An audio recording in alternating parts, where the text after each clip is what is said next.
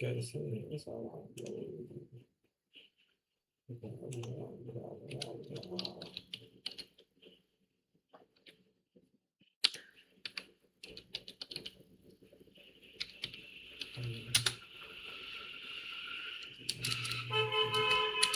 एक सेकंड एक सेकंड एक सेकंड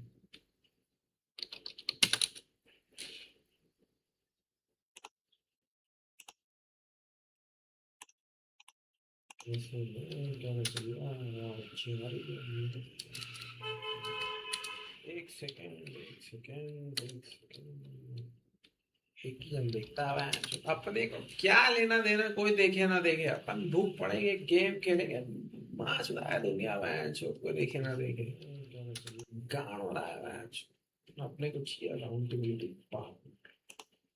शुरुआती गाली से की है भाई साहब समय गाली दे दो ठीक है दाढ़ी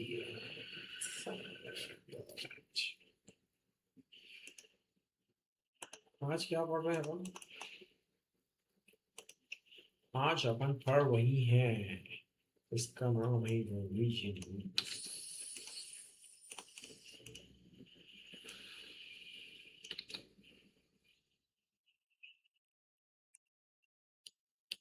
BAKCHODI BAKCHODI reading BAKCHODI reading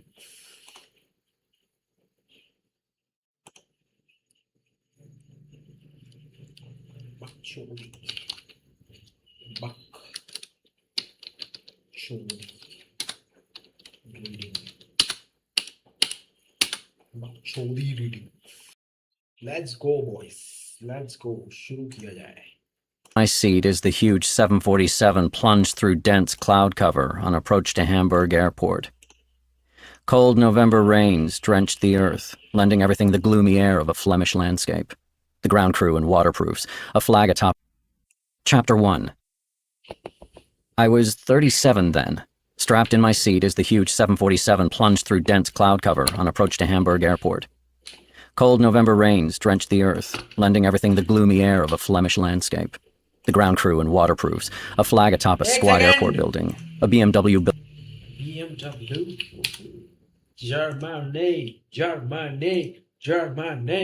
Germany billboard. So, Chapter 1. I was 37 then, strapped in my seat as the huge 747 plunged through dense cloud cover on approach to Hamburg Airport. Cold November rains drenched the earth, lending everything the gloomy air of a Flemish landscape. The ground crew in waterproofs, a flag atop a squat airport building, a BMW billboard. So, Germany again.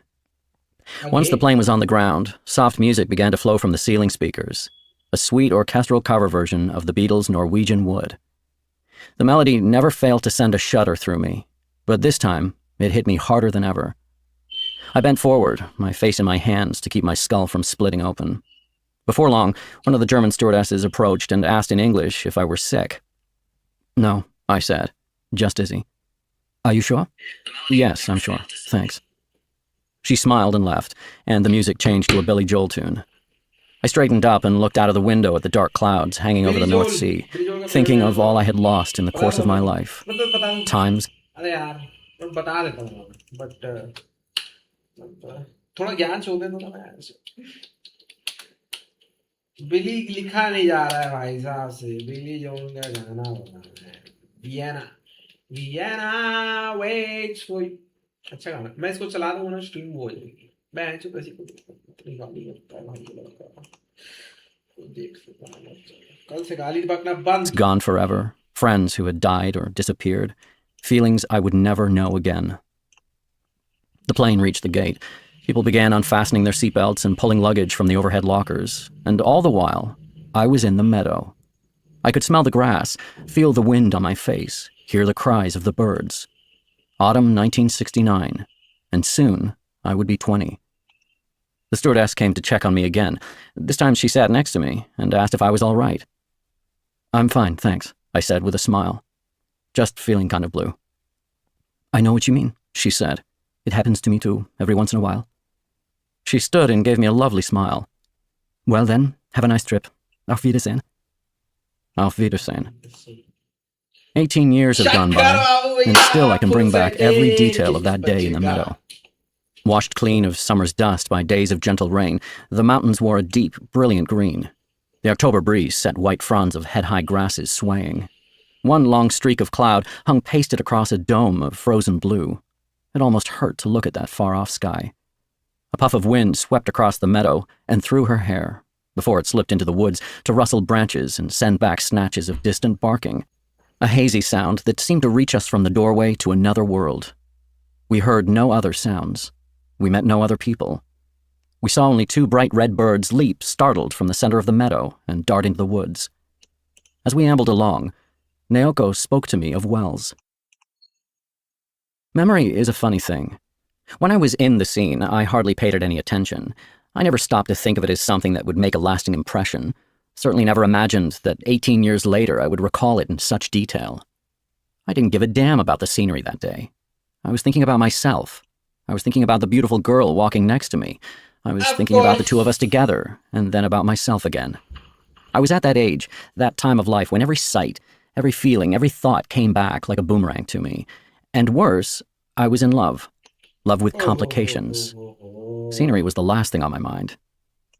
Now, though, that meadow scene is the first thing that comes back to me.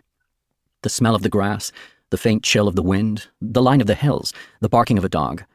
These are the first things, and they come with absolute clarity. I feel as if I can reach out and trace them with a fingertip. And yet, as clear as the scene may be, no one is in it. No one. Naoko is not there, and neither am I. Where could we have disappeared to?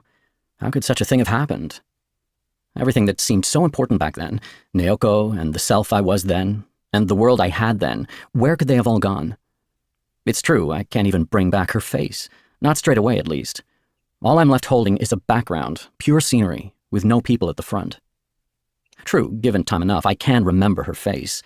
I start joining images, her tiny cold hand, her straight black hair, so smooth and cool to the touch, a soft rounded earlobe and the microscopic mole just beneath it, the camel hair coat she wore in the winter, her habit of looking straight into my eyes when asking a question, the slight trembling that would come to her voice now and then, as though she were speaking on a windy hill.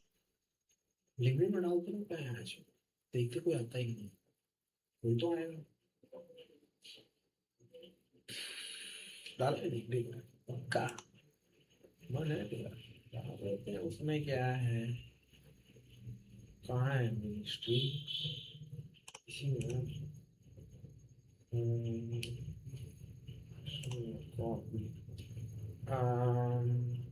अब अपन जाएंगे यहाँ पे ठीक है एक second दोस्तों video capture में display capture बंद करेंगे कौन है डिस्प्ले कैप्चर पूरा बंद है भाई पूरा बंद है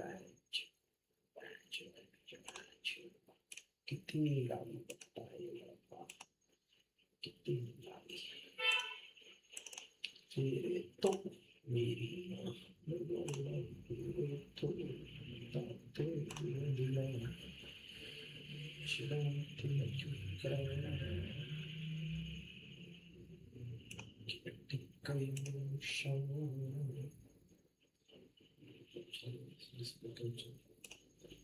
Display capture is back, motherfuckers, motherfuckers, motherfuckers, motherfuckers, motherfuckers, motherfuckers, motherfuckers. Top. And suddenly, her face is there, always in profile at first, because Naoko and I were always out walking together, side by side. Then she turns to me and smiles and tilts her head just a little and begins to speak, and she looks into my eyes as if trying to catch the image of a minnow that is darted across the pool of a limpid spring.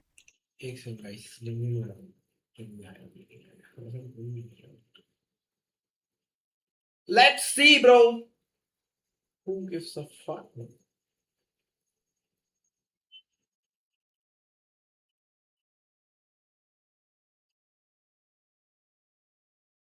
Limit तो फैल जानी है तुम लोगों की सालों कहीं कहीं से चोरी करके ऑडियंस लेके आ रहा हूँ मेहनत करते हैं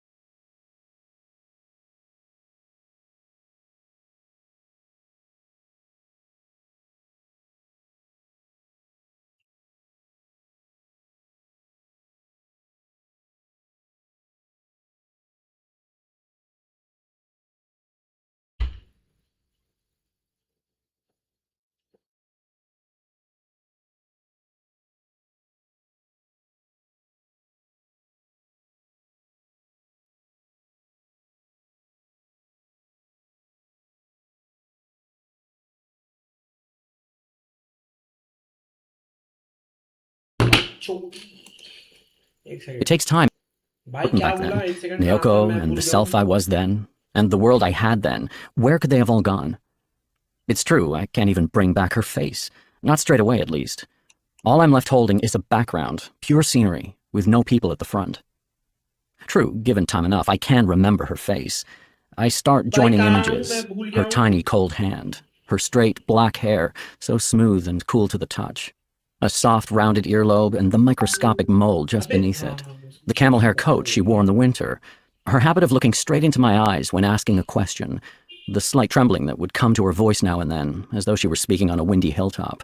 And suddenly, her face is there, always in profile at first, because Naoko and I were always out walking together, side by side.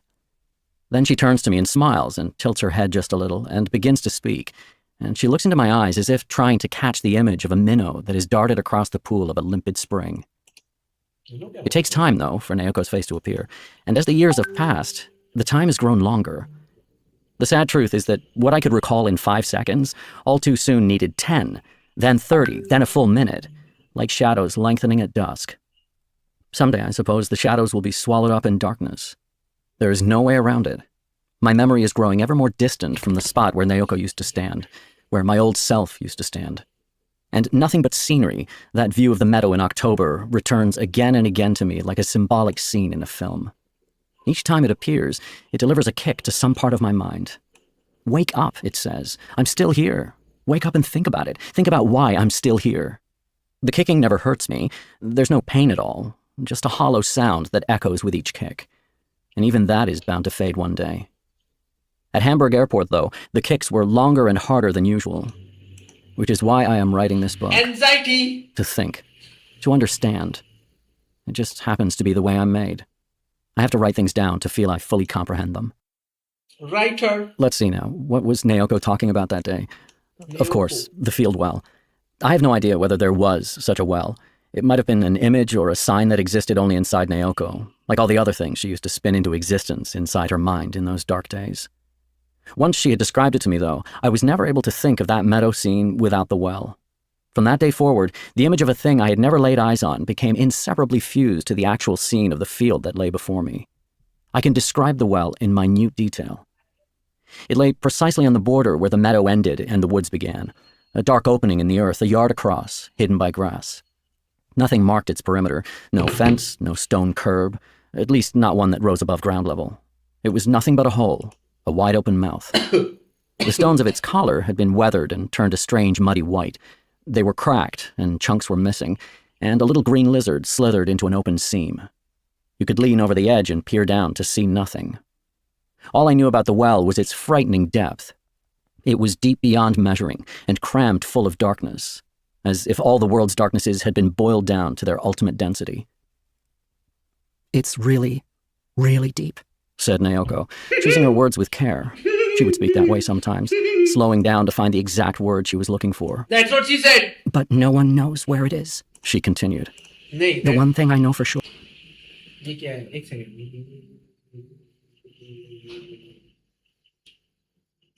is that it's around here somewhere. Hands thrust into the pockets of her tweed jacket, she smiled at me as if to say it's true. Then it must be incredibly dangerous, I said. A deep well, but nobody knows where it is. You could fall in and that'd be the end of you. The end. Splat. Finished. Things like that must happen. They do, every once in a while. Maybe once in 2 or 3 years. Somebody disappears all of a sudden and they just can't find him. So then the people around here say, oh, he fell in the field well. Not a nice way to die, I said. No, it's a terrible way to die, said Naoko, brushing a cluster of grass seed from her jacket. The best thing would be to break your neck. But you'd probably just break your leg, and then you couldn't do a thing. You'd yell at the top of your lungs, but nobody would hear you. And you couldn't expect anyone to find you. And you'd have centipedes and spiders crawling all over you, and the bones of the ones who died before are scattered all around you, and it's dark and soggy. And high overhead, there's this tiny, tiny circle of light, like a winter moon. You die there in this place, little by little, all by yourself. Yuck. Yuck. Just thinking about it makes my flesh creep, I said.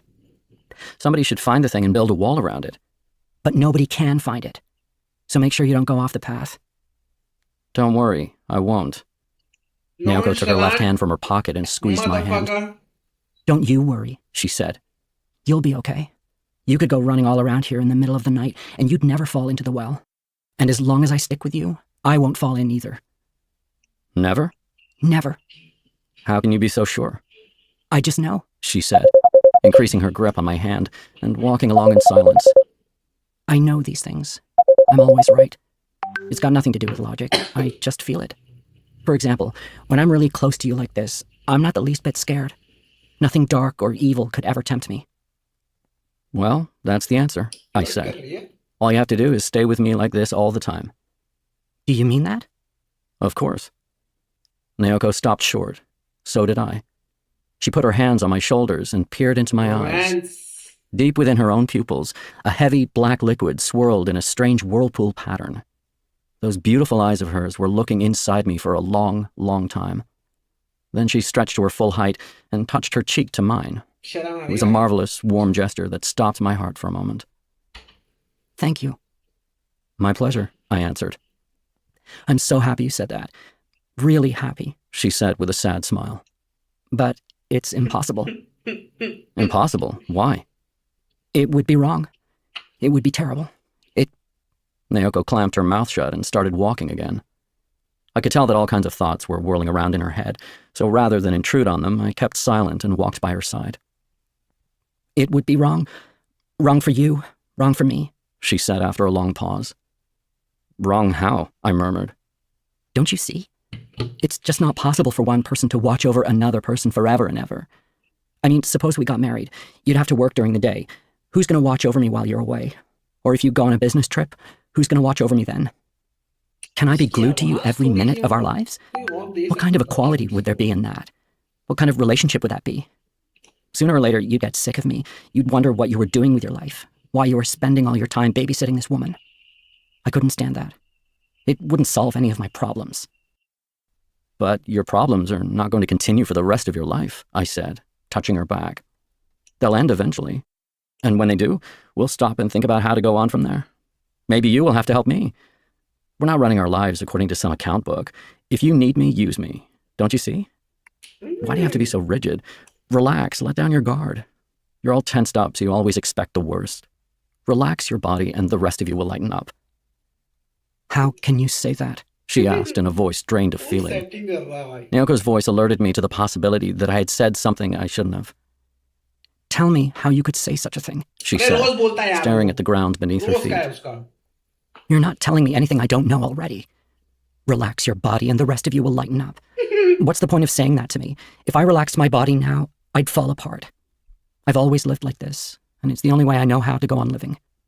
If I relaxed for a second, I'd never find my way back. I'd go to pieces, and the pieces would be blown away. Why can't you see that?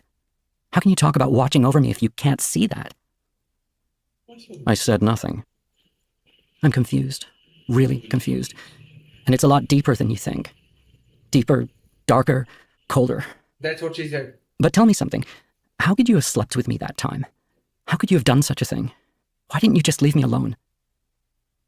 Now we were walking through the frightful silence of a pine forest.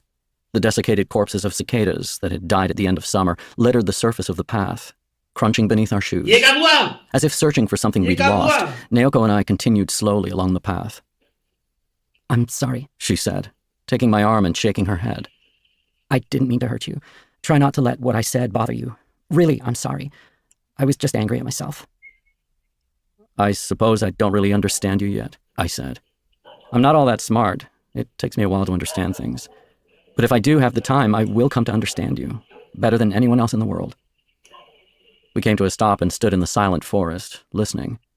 I tumbled pine cones and cicada shells with my toe cap, then looked up at the patches of sky showing through the pine branches. Hands in pockets, Naoko stood there thinking, her eyes focused on nothing in particular.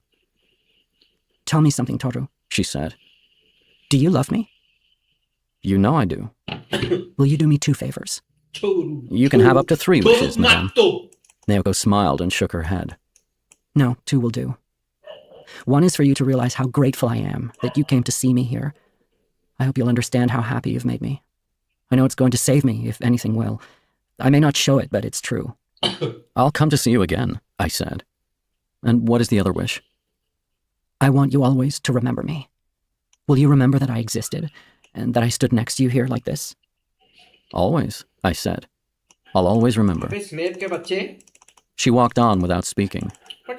The autumn light, filtering through the branches, danced over the shoulders of her jacket. The dog barked again, closer than before. Naoko climbed a small mound, walked out of the forest, and hurried down a gentle slope. I followed 2 or 3 steps behind. Come over here, I called towards her back. The well might be around here somewhere. Naoko stopped and smiled and took my arm. We walked the rest of the way side by side. Do you really promise never to forget me? She asked in a near whisper. I'll never forget you, I said. I could never forget you. Even so, my memory has grown increasingly dim, and I have already forgotten any number of things. Writing from memory like this, I often feel a pang of dread. What if I've forgotten the most important thing? What if somewhere inside me there is a dark limbo, where all the truly important memories are heaped and slowly turning into mud? Nice. Be that as it may, it's all I have to work with. Clutching these fading, imperfect memories to my breast, I go on writing this book with all the desperate intensity of a starving man sucking on bones. This is the only way I know to keep my promise to Naoko. Once, long ago, when I was still young, when the memories were far more vivid than they are now, I often tried to write about her, but I couldn't produce a line. I knew that if that first line would come, the rest would pour itself onto the page, but I could never make it happen. Everything was too sharp and clear, so that I could never tell where to start. The way a map that shows too much can sometimes be useless. Now, though, I realize that all I can place in the imperfect vessel of writing are imperfect memories and imperfect thoughts. The more the memories of Naoko inside me fade, the more deeply I am able to understand her. I know, too, why she asked me not to forget her. Naoko herself knew, of course. She knew that my memory... The more the memories of Naoko inside me fade, the more deeply I'm going to understand her. कैसे बे? भूलते जा रहा है और तेरे को ज्यादा समझ में आते जा रही है. ये क्या था? कोई तो आ जाओ भाई. मेरी स्ट्रीम पे कोई आ जाओ प्लीज. देखो भाई. चल बे. कोई मत आओ. पैंचोद. मजे आते हैं मुझे अकेले. बुक पढ़ रहा हूँ मैं. जिंदगी जीता हूँ अपनी. What a life I'm living. डरने की कोई बात नहीं. पैंचोद. बेटा इसका है तो पैंचोद. नियोको को उसने ऐसा क्यों कहा? Memories of her would fade, which is precisely why she begged me never to forget her, to remember that she had existed. The thought fills me with an almost unbearable sorrow, because Naoko never loved me. Chapter 2. Once upon a time, many years ago, just 20 years ago, in fact, I was living in a dormitory. I was 18 and a first-year student. I was new to Tokyo and new to living alone, and so my anxious parents found a private dorm for me to live in, rather than the kind of single room that most students took. The dormitory provided meals and other facilities, and would probably help their unworldly 18-year-old survive. Expenses were also a consideration. A dorm cost far less than a private room. As long as I had bedding and a lamp, there was no need to buy a lot of furnishings. For my part, I would have preferred to rent a flat and live in comfortable solitude, but knowing what my parents had to spend on enrollment fees and tuition at the private university I was attending, Private I was in no university. position to insist. And Paisa, besides, I really didn't money. care where I lived. Located on a hill in the middle of the city with open views, the dormitory compound sat on a large quadrangle surrounded by a concrete wall. A huge, towering Zelkova tree stood just inside the front gate. People said it was at least 150 years old. Standing at its base, you could look up and see nothing of the sky through its dense cover of green leaves. The paved path leading from the gate circumvented the tree and continued on long and straight across a broad quadrangle, 2 3-story concrete dorm buildings facing each other on either side of the path. I really didn't care where I lived. Located on a hill in the middle of the city with open views, the dormitory compound sat on a large quadrangle surrounded by a concrete wall. A huge, towering Zelkova tree stood just inside the front gate. People said it was at least 150 years old. Standing at its base, you could look up and see nothing of the sky through its dense cover of green leaves. The paved path leading from the gate circumvented the tree and continued on long and straight across a broad quadrangle, 2 3-story concrete dorm buildings facing each other on either side of the path. They were large, with lots of windows, and gave the impression of being either flats that had been converted into jails or jails that had been converted into flats. However, there was nothing dirty about them, nor did they feel dark. You could hear radios playing through open windows, all of which had the same cream-colored curtains that the sun could not fade. Beyond the 2 dormitories, the path led up to the entrance of a 2-story common building, the first floor of which contained a dining hall and bathrooms, the second consisting of an auditorium, meeting rooms, and even guest rooms, whose use I could never fathom. Next to the common building stood a 3rd dormitory, also 3 stories high. Broad green lawns filled the quadrangle, and circulating sprinklers caught the sunlight as they turned. Behind the common building, there was a field used for baseball and football, and 6 tennis courts. The complex had everything you could want. There was just one problem with the place: its political smell. It was run by some kind of fishy foundation that centered on this extreme right-wing guy, and there was something strangely twisted, as far as I was concerned, about the way they ran the place. You could see it in the pamphlet they gave to new students and in the dorm rules. The proclaimed founding spirit of the dormitory was to strive to nurture human resources of service to the nation through the ultimate in educational fundamentals. And many financial leaders who endorsed this spirit had contributed their private funds to the construction of the place. This was the public face of the project, though what lay behind it was extremely vague. Some said it was a tax dodge, a dining hall and bathrooms, the second consisting of an auditorium, meeting rooms, and even guest rooms, whose use I could never fathom. Next to the common building stood a 3rd dormitory, also 3 stories high. Broad green lawns filled the quadrangle, and circulating sprinklers caught the sunlight as they turned. Behind the common building, there was a field used for baseball and football, and 6 tennis courts. The complex had everything you could want. There was just one problem with the place: its political smell. It was run by some kind of fishy foundation that centered on this extreme right-wing guy, and there was something strangely twisted, as far as I was concerned, about the way they ran the place. You could see it in the pamphlet they gave to new students and in the dorm rules. The proclaimed founding spirit of the dormitory was to strive to nurture human resources of service to the nation through the ultimate in educational fundamentals. And many financial leaders who endorsed this spirit had contributed their private funds to the construction of the place. This was the public face of the project, though what lay behind it was extremely vague.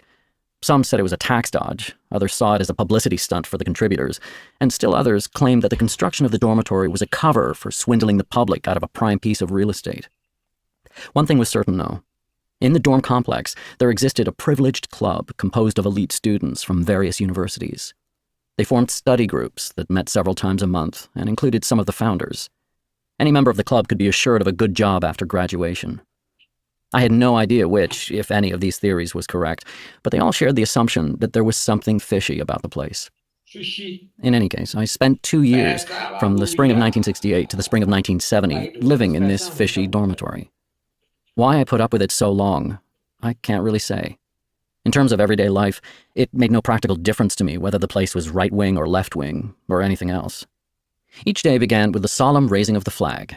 They played the national anthem too, of course. You can't have one without the other. The flagpole stood in the very center of the compound, where it was visible from every window of all 3 dormitories. The head of the East Dormitory, my building, was in charge of the flag. He was a tall, eagle-eyed man in his late 50s or early 60s. His bristly hair was flecked with gray, and his sunburned neck bore a long scar. People whispered that he was a graduate of the wartime Nakano spy school, but no one knew for sure. Next to him stood a student who acted as his assistant. No one really knew this guy either. He had the world's shortest crew cut and always wore a navy blue student uniform. I didn't know his name or which room he lived in, never saw him in the dining hall or the bath. I'm not even sure he was a student, though you would think he must have been, given the uniform, which quickly became his nickname. In contrast to Sir Nakano, Uniform was short, pudgy, and pasty-faced. This creepy couple would raise the banner of the rising sun every morning at 6. When I first entered the dormitory, the sheer novelty of the event would often prompt me to get up early to observe this patriotic ritual. The two would appear in the quadrangle at almost the exact moment the radio beeped the 6 o'clock signal. Uniform was wearing his uniform, of course, with black leather shoes, and Nakano wore a short jacket and white trainers. Uniform held a ceremonial box of untreated paulownia wood, while Nakano carried a Sony tape recorder at his side. He placed this at the base of the flagpole, while Uniform opened the box to reveal a neatly folded banner. This he reverentially proffered to Nakano, who would clip it to the rope on the flagpole, revealing the bright red circle of the rising sun on a field of pure white. Then Uniform pressed the switch for the playing of the anthem. May our lords reign, and up the flag would climb, until pebbles turned to boulders. It would reach halfway up the pole, and be covered with moss. Now it was at the top. The two stood to attention, rigid, looking up at the flag, which was quite a sight on clear days when the wind was blowing. The lowering of the flag at dusk was carried out with the same ceremonial reverence, but in reverse. Down the banner would come and find its place in the box. The national flag did not fly at night. I didn't know why the flag had to be taken down at night. The nation continued to exist while it was dark, and plenty of people worked all night. Railway construction crews and taxi drivers and bar hostesses and firemen and night watchmen. It seemed unfair to me that such people were denied the protection of the flag.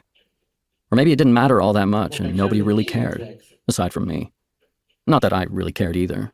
It was just something that happened to cross my mind. The rules for room assignments put first and second year students in doubles, while third and final year students had single rooms.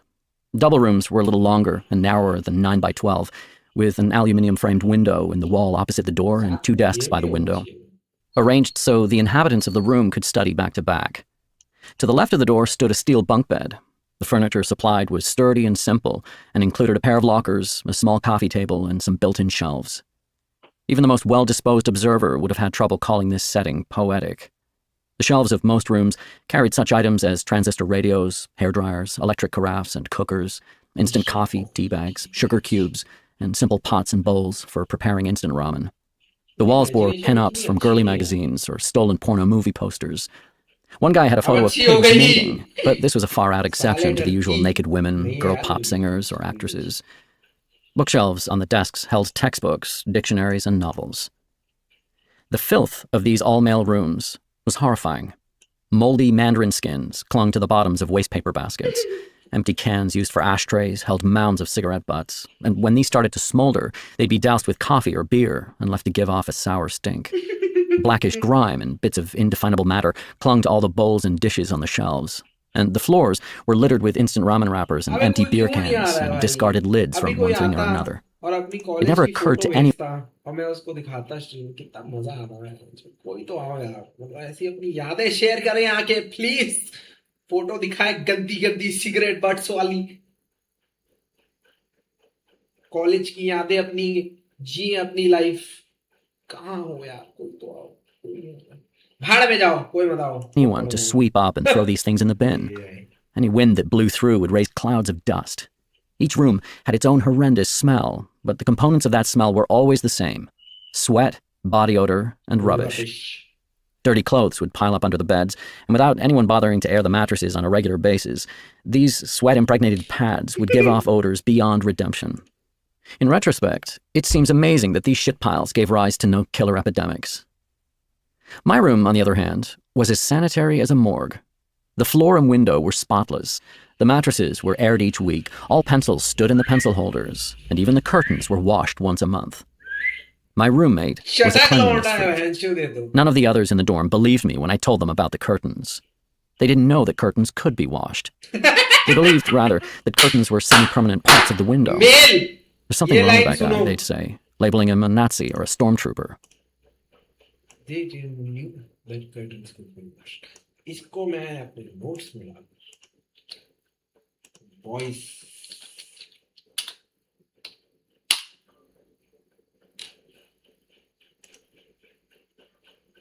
Let's go, boys. We didn't even have pinups. No, we had a photo of a canal in Amsterdam. Oh my god. I'd put up a nude shot, but my roommate had pulled it down. यहाँ Hey, जाना है। Watanabe, he said. वातनाबे यहाँ जाना है। कोई ले जा रहा है? किसी के पास है इतने पैसे? वाओ यार, ऐसी एक फोटो पीछे होनी चाहिए यार।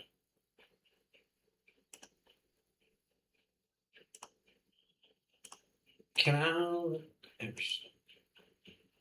someday, कभी, for sure, बिल्कुल।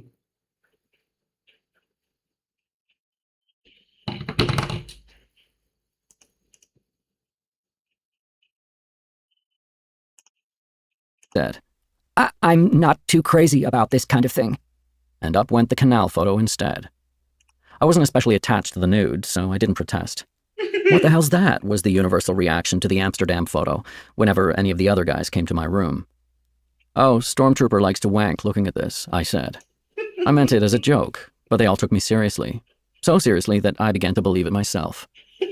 Everybody sympathized with me for having Stormtrooper as a roommate, but I really wasn't that upset about it. He left me alone as long as I kept my area clean, and in fact, having him as my roommate made things easier for me in many ways. He did all the cleaning, he took care of sunning the mattresses, he threw out the rubbish. He'd give a sniff and suggest a bath for me if I'd been too busy to wash for a few days. He'd even point out when it was time for me to go to the barber's or trim my nasal hair. The one thing that bothered me was the way he would spray clouds of insecticide if he noticed a single fly in the room, because then I had to take refuge in a neighboring shit pile. Stormtrooper was studying geography at a national university. As he told me the first time we met. I'm studying maps. You like maps? I asked. Yep. When I graduate, I'm going to work for the Geographical Survey Institute and make maps. Stormtrooper is cool. I was impressed by the variety of dreams and goals that life could offer. This was one of the very first new impressions I received when I came to Tokyo for the first time. The thought struck me that society needed a few people, just a few, who were interested in and even passionate about map making. Odd, though, that someone who wanted to work for the government's Geographical Survey Institute should stutter every time he said the word map. Stormtrooper often didn't stutter at all, except when he pronounced the word map, for which it was a 100% certainty. What are you studying? He asked me. Drama, I said. Gonna put on plays? Nah, just read scripts and do research. Racine, Shakespeare, stuff like that. He said he had heard of Shakespeare, but not the others. I hardly knew anything about the others myself. I'd just seen their names in lecture handouts. You like plays? He asked. Not especially. This confused him, and when he was confused, his stuttering got worse. I felt sorry I had done that to him. I could have picked anything, I said. Ethnology, Asian history. I just happened to pick drama, that's all. Which was not the most convincing explanation I could have come up with. I don't get it, he said, looking as if he really didn't get it. I like maps, so I decided to come to Tokyo and get my parents to send me money so I could study maps. But not you, huh? His approach made more sense than mine. I gave up trying to explain myself. Then we drew lots, matchsticks, to choose bunks. He got the upper bunk. Tall, with a crew cut and high cheekbones, he always wore the same outfit. White shirt, black trousers, black shoes, navy blue jumper. To these he would add a uniform jacket and black briefcase when he went to his university. A typical right-wing student. Which is why everybody called him Stormtrooper. But in fact, he was totally indifferent to politics. He wore a uniform because he didn't want to be bothered choosing clothes.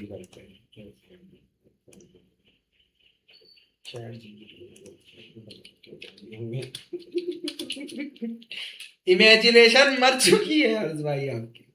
Thank you. मुझे तो पता ही नहीं.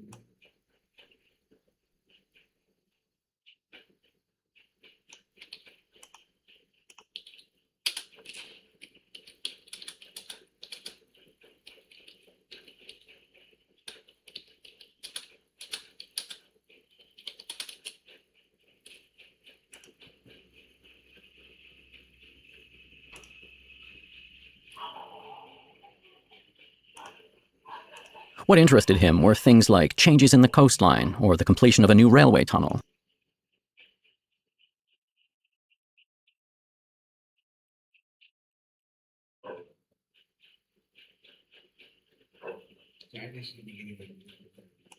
Nothing else. He'd go on for hours once he got started on a subject like that, until he either ran away or fell asleep. He was up at 6 each morning with the strains of May Our Lord's Reign, which is to say that ostentatious flag-raising ritual was not entirely useless. He'd get dressed, go to the bathroom, and wash his face. Forever. I sometimes got the feeling he must be taking out each tooth and washing it one at a time. Back in the room, he would snap the wrinkles out of his towel and lay it on a radiator to dry, then return his toothbrush and soap to the shelf. Finally, he'd do radio calisthenics with the rest of the nation. I was used to reading late at night and sleeping until 8 o'clock, so even when he started shuffling around the room and exercising, I remained unconscious, until the part where he started jumping. He took his jumping seriously and made the bed bounce every time he hit the floor. I stood it for 3 days because they had told us that communal life called for a certain degree of resignation, but by the morning of the 4th day, I couldn't take it anymore. "Hey, can you do that on the roof or somewhere?" I said. "I can't sleep." "But it's already 6:30, he said, open-mouthed. "Yeah, I know it's 6:30. I'm still supposed to be asleep. I don't know how to explain it exactly, but that's how it works for me." "Anyway, I can't do it on the roof. Somebody on the 3rd floor would complain. Here, we're over a storeroom."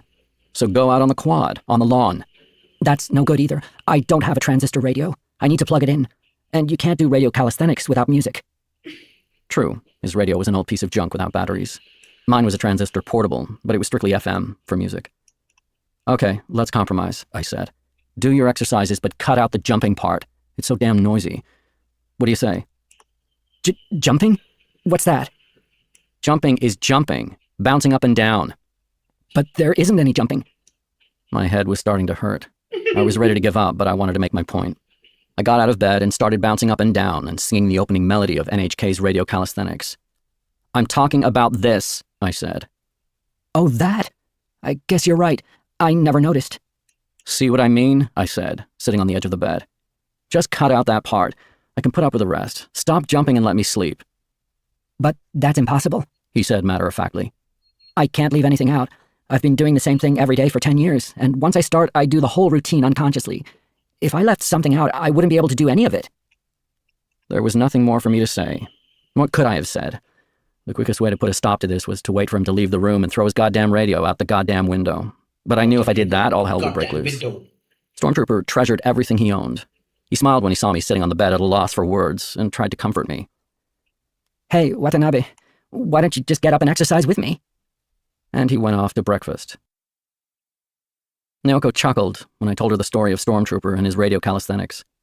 I hadn't been trying to amuse her, but I ended up laughing myself. Though her smile vanished in an instant, I enjoyed seeing it for the first time in a long while. We had left the train at Yotsuya and were walking along the embankment by the station. It was a Sunday afternoon in the middle of May. The brief on-and-off showers of the morning had cleared up before noon, and a south wind had swept away the low-hanging clouds. The brilliant green leaves of the cherry trees stirred in the air, splashing sunlight in all directions. This was an early summer day. The people we passed carried their jumpers or jackets over their shoulders or in their arms. Everyone looked happy in the warm Sunday afternoon sun. The young men playing tennis in the courts beyond the embankment had stripped down to their shorts. Only where 2 nuns in winter habits sat talking on a bench did the summer light seem not to reach, though both wore looks of satisfaction as they enjoyed chatting in the sun. 15 minutes of walking, and I was sweaty enough to take off my thick cotton shirt and go with a t-shirt. Naoko had rolled the sleeves of her light gray sweatshirt up to her elbows. It was nicely faded, obviously having been washed many times. I felt as if I had seen her in that shirt long before. This was just a feeling I had, not a clear memory. I didn't have that much to remember about Naoko at the time. "How do you like communal living?" she asked. "Is it fun to live with a lot of other people?" "I don't know. I've only been doing it a month or so. It's not that bad. I can stand it." She stopped at a fountain and took a sip, wiping her mouth with a white handkerchief she took from her trouser pocket. Then she bent over and carefully retied her laces. "Do you think I could do that?" "What, living in a dorm?" "Uh-huh." "I suppose it's all a matter of attitude. You could let a lot of things bother you if you wanted to. The rules, the idiots who think they're hot shit, the roommates doing radio calisthenics at 6:30 in the morning. But it's pretty much the same anywhere you go. You can manage." "I guess so," she said with a nod. She seemed to be turning something over in her mind. Then she looked straight into my eyes, as if peering at some unusual object. Now I saw that her eyes were so deep and clear, they made my heart thump. I realized that I had never had occasion to look into her eyes like this. It was the first time the two of us had ever gone walking together or talked at such length. "Are you thinking about living in a dorm or something?" I asked. She said. "I was just wondering what communal life would be like." And she seemed to be trying and failing to find exactly the right word or expression. Then she sighed and looked down. Oh, I don't know. Never mind. That was the end of the conversation. She continued walking east, and I followed just behind. Almost a year had gone by since I last seen Naoko, and in that time she had lost so much weight as to look like a different person. The plump cheeks that had been a special feature of hers were all but gone, and her neck had become delicate and slender. Not that she was bony now or unhealthy looking. There was something natural and serene about the way she had slimmed down, as if she had been hiding in some long, narrow space until she herself had become long and narrow, and a lot prettier than I remembered. I wanted to tell her that, but couldn't find a good way to put it. We had not planned to meet, but had run into each other on the Chuo commuter line. She decided to see a film by herself, and I was headed for the bookshops in Kanda. Nothing urgent in either case. She had suggested that we leave the train, which we happened to do in Yotsuya, where the green embankment makes for a nice place to walk by the old castle moat. Alone. Again. Yotsuya. Yotsuya.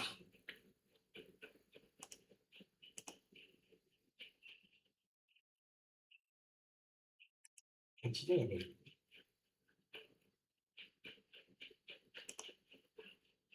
ठीक है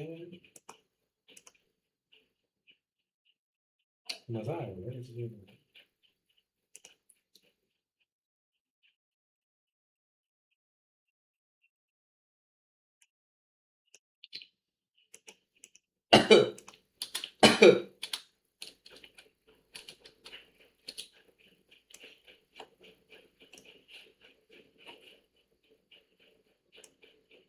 दिखाओ क्या storm ऊपर image दिखाओ storm ऊपर bench तो handsome लग रहा है भाई स्टॉर्म ऊपर इनका शटक लौंडा लग रहा है मेरे थोड़ा चूतिया शटक चूतिया चल आगे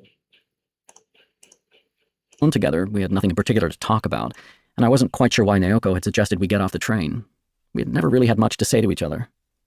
Naoko started walking the minute we hit the street, and I hurried after her, keeping a few paces behind. I could have closed the distance between us, but something held me back. I walked with my eyes on her shoulders and her straight black hair. She wore a big brown hair slide, and when she turned her head, I caught a glimpse of a small white ear. Now and then she would look back and say something. Sometimes it would be a remark I might have responded to, and sometimes it would be something to which I had no idea how to reply. Other times I simply couldn't hear what she was saying. She didn't seem to care one way or another. Once she had finished saying whatever she wanted to say, she'd face front again and keep on walking. Oh well, I told myself. It was a nice day for a stroll. This was no mere stroll for Naoko, though, judging from that walk. She turned right at Iidabashi, came out at the moat, crossed the intersection at Jinbocho, climbed the hill at Ochanamizu, and came out at Hongo. From there, she followed the tram tracks to Komagome. It was a challenging route. By the time we reached Komagome, the sun was sinking, and the day had become a soft spring evening. Where are we? Asked Naoko, as if noticing our surroundings for the first time. Komagome, I said. Didn't you know? We made this big arc. Why did we come here? You brought us here. I was just following you. We went to a shop by the station for a bowl of noodles. Thirsty, I had a whole beer to myself. Neither of us said a word from the time we gave our order to the time we finished eating. I was exhausted from all that walking, and she just sat there with her hands on the table, mulling something over again. All the leisure spots were crowded on this warm Sunday, they were saying on the TV news. And we just walked from Yotsuya to Komagome, I said to myself. Well, you're in good shape, I said when I'd finished my noodles. Surprised? Yeah. I was a long-distance runner at school, I'll have you know. I used to do the 10,000 meters, and my father took me mountain climbing on Sundays ever since I can remember. You know our house, right there next to the mountain. I've always had strong legs. It doesn't show, I said. I know, she answered. Everybody thinks I'm this delicate little girl, but you can't judge a book by its cover. To which she added a momentary smile. And that goes for me too, I said. I'm worn out. Oh, I'm sorry. I've been dragging you around all day. Still, I'm glad we had a chance to talk. We've never done that before, just the two of us, I said, trying without success to recall what we had talked about. She was playing with the ashtray on the table. I wonder, she began, if you wouldn't mind. I mean, if it really wouldn't be any bother to you. Do you think we could see each other again? I know I don't have any right to be asking you this. Any right? What do you mean by that? She blushed. My reaction to her request might have been a little too strong. I don't know. I can't really explain it, she said, tugging the sleeves of her sweatshirt up over the elbows and down again. The soft hair on her arms shone a lovely golden color in the lights of the shop. I didn't mean to say right exactly. I was looking for another way to put it. Elbows on the table, she stared at the calendar on the wall, almost as though she were hoping to find the proper expression there. Failing, she sighed and closed her eyes and played with her hair slide. Never mind, I said. I think I know what you're getting at. I'm not sure how to put it either. I can never say what I want to say, continued Naoko. It's been like this for a while now. I try to say something, but all I get are the wrong words. The wrong words, or the exact opposite words from what I mean. I try to correct myself, and that only makes it worse. I lose track of what I was trying to say to begin with. It's like I'm split in two and playing tag with myself. One half is chasing the other half around this big, fat post. The other me has the right words, but this me can't catch her. She raised her face and looked into my eyes. Does this make any sense to you? Everybody feels like that to some extent, I said. They're trying to express themselves, and it bothers them when they can't get it right. Naoko looked disappointed with my answer. No, that's not it either, she said without further explanation. Anyway, I'd be glad to see you again, I said. I'm always free on Sundays, and walking would be good for me. We boarded the Yamanote line, and Naoko transferred to the Chua line at Shinjuku. She was living in a tiny flat way out in the western suburb of Kokubunji. Tell me, she said as we parted. Has anything changed about the way I talk? I think so, I said. But I'm not sure what. Tell you the truth, I know I saw you a lot back then, but I don't remember talking to you much. That's true, she said. Anyway, can I call you on Saturday? Sure. I'll be expecting to hear from you. I first met Naoko when I was in the 6th form at school. She was also in the 6th form at a posh girls' school run by one of the Christian missions. The school was so refined, you were considered unrefined if you studied too much. Naoko was the girlfriend of my best and only friend, Kazuki. The two of them had been close almost from birth, their houses not 200 yards apart. As with most couples who had been together since childhood, there was a casual openness about the relationship of Kazuki and Naoko, and little sense that they wanted to be alone together. They were always visiting each other's homes, and eating or playing mahjong with each other's families. I double-dated with them any number of times. Naoko would bring a school friend for me, and the four of us would go to the zoo or the pool or the cinema. The girls she brought were always pretty, but a little too refined for my taste. I got along better with the somewhat cruder girls from my own state school, who were easier to talk to. I could never tell what was going on inside the pretty heads of the girls that Naoko brought along, and they probably couldn't understand me either. After a while, Kazuki gave up trying to arrange dates for me, and instead the three of us would do things together. Kazuki and Naoko and I. Odd, but that was the most comfortable combination. Introducing a fourth person into the mix would always make things a little awkward. We were like a TV talk show, with me the guest, Kazuki the talented host, and Naoko his assistant. He was good at occupying that central position. True, he had a sarcastic side that often struck people as arrogant, but in fact, he was a considerate and fair-minded person. He would distribute his remarks and jokes fairly to Naoko and to me, taking care to see that neither of us felt left out. If one or the other stayed quiet too long, he would steer his conversation in that direction and get the person to talk. It probably looked harder than it was. He knew how to monitor and adjust the air around him on a second-by-second basis. In addition, he had a rare talent for finding the interesting parts of someone's generally uninteresting comments, so that while speaking to him, you felt you were an exceptionally interesting person with an exceptionally interesting life. And yet, he was not the least bit sociable. I was his only real friend at school. I could never understand why such a smart and capable talker did not turn his talents to the broader world around him, but remained satisfied to concentrate on our little trio. Nor could I understand why he picked me to be his friend. I was just an ordinary kid who liked to read books and listen to music, and didn't stand out in any way that would prompt someone like Kazuki to pay attention to me. We hit it off straight away, though. His father was a dentist, known for his professional skill and his high fees. Want to double date Sunday? He asked me just after we met. My girlfriend goes to a girls' school, and she'll bring along a cute one for you. Sure, I said. And that was how I met Naoko. The three of us spent a lot of time together, but whenever Kazuki left the room, Naoko and I had trouble talking to each other. We never knew what to talk about, and in fact, there was no topic of conversation that we had in common. Instead of talking, we'd drink water or toy with something on the table, and wait for Kazuki to come back and start up the conversation again. Naoko was not particularly talkative, and I was more of a listener than a talker, so I felt uncomfortable when I was left alone with her. Not that we were incompatible, we just had nothing to talk about. Naoko and I saw each other only once after Kazuki's funeral. 2 weeks after the event, we met at a cafe to take care of some minor matter, and when that was finished, we had nothing more to say. I tried raising several different topics, but none of them led. ये क्या हुआ? Now that we were incompatible, we just had nothing to talk about. Naoko and I saw each other only once after. कुसुकी मर क्यों गया? और कब मरा? कैसे मरा? उसकी फ्यूनरल हो रही है। साल है कुसुकी के मरने के बाद तुम्हारा लफड़ा चालू है। कितनों की बेचारा दोनों की ध्यान रखता था, दोनों को लोनली फील होने देता था। दुनिया बहुत खराब है। anywhere. And when Naoko did talk, there was an edge to her voice. She seemed angry with me, but I had no idea why. We never saw each other again, until that day a year later we happened to meet on the Chuo line in Tokyo. अबे एक second भाई. 2 weeks after the event, we met at a cafe, drink water or toy with something on the table, and wait for Kazuki to come back and start up the conversation again. Naoko was not particularly talkative, and I was more of a listener than a talker, so I felt uncomfortable when I was left alone with her. Not that we were incompatible, we just had nothing to talk about. Naoko and I saw each other only once after Kazuki's funeral. 2 weeks after the event, we met at a cafe to take care of some minor matter, and when that was finished, we had nothing more to say. I tried raising several different topics, but none of them led anywhere. And when Naoko did talk, there was an edge to her voice. She seemed angry with me, but I had no idea why. We never saw each other again, until that day a year later we happened to meet on the Chuo line in Tokyo.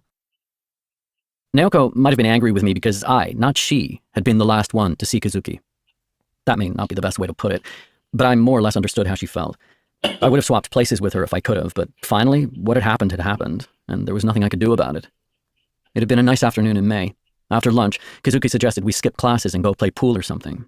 I had no special interest in my afternoon classes, so together we left school, ambled down the hill to a pool hall on the harbor, and played 4 games. When I won the first, easygoing game, he became serious and won the next 3. This meant I paid, according to our custom.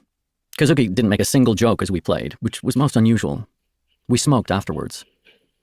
"Why so serious?" I asked. "I didn't want to lose today," said Kazuki with a satisfied smile. He died that night in his garage.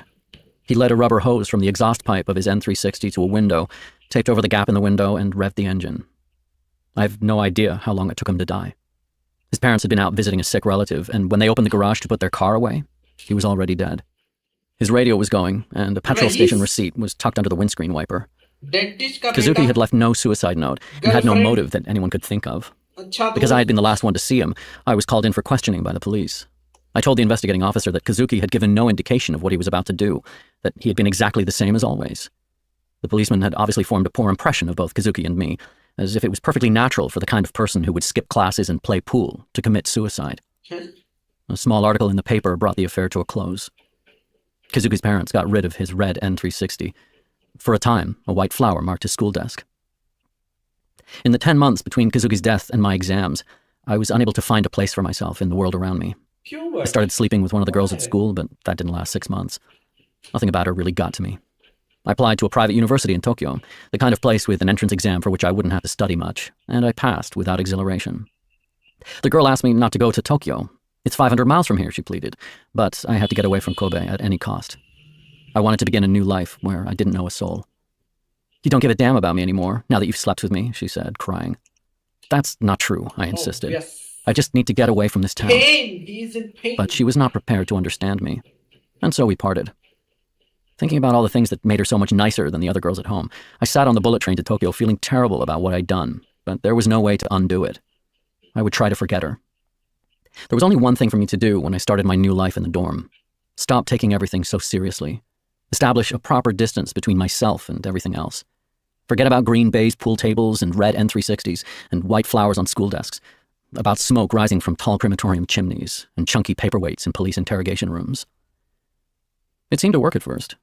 I tried hard to forget, but there remained inside me a vague knot of air. And as time went by, the knot began to take on a clear and simple form.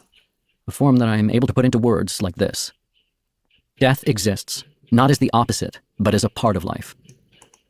It's a cliche translated into words, but at the time I felt it not as words, but as that knot of air inside me. Death exists. In a paperweight, in 4 red and white balls on a pool table, and we go on living and breathing it into our lungs like fine dust. Until that time, I had understood death as something entirely separate from and independent of life. The hand of death is bound to take us, I had felt, but until the day it reaches out for us, it leaves us alone. This had seemed to me the simple, logical truth. Life is here, death is over there. I am here, not over there. The night Kazuki died, however, I lost the ability to see death and life in such simple terms. Death was not the opposite of life. It was already here, within my being. It had always been here, and no struggle would permit me to forget that.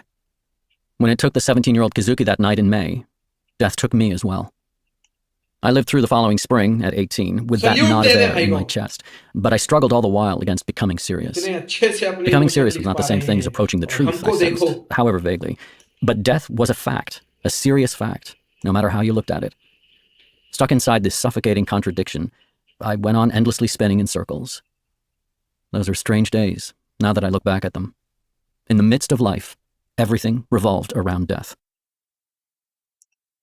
Chapter 3. Naoko called me the following Saturday, and that Sunday we had a date. I suppose I can call it a date. I can't think of a better word for it. As before, we walked the streets. We stopped somewhere for coffee, walked some more, had dinner in the evening, and said goodbye. Again, she talked only in snatches, but this didn't seem to bother her, and I made no special effort to keep the conversation going. We talked about whatever came to mind, our daily routines, our colleges, each a little fragment that led nowhere. We said nothing at all about the past. And mainly, we walked, and walked, and walked.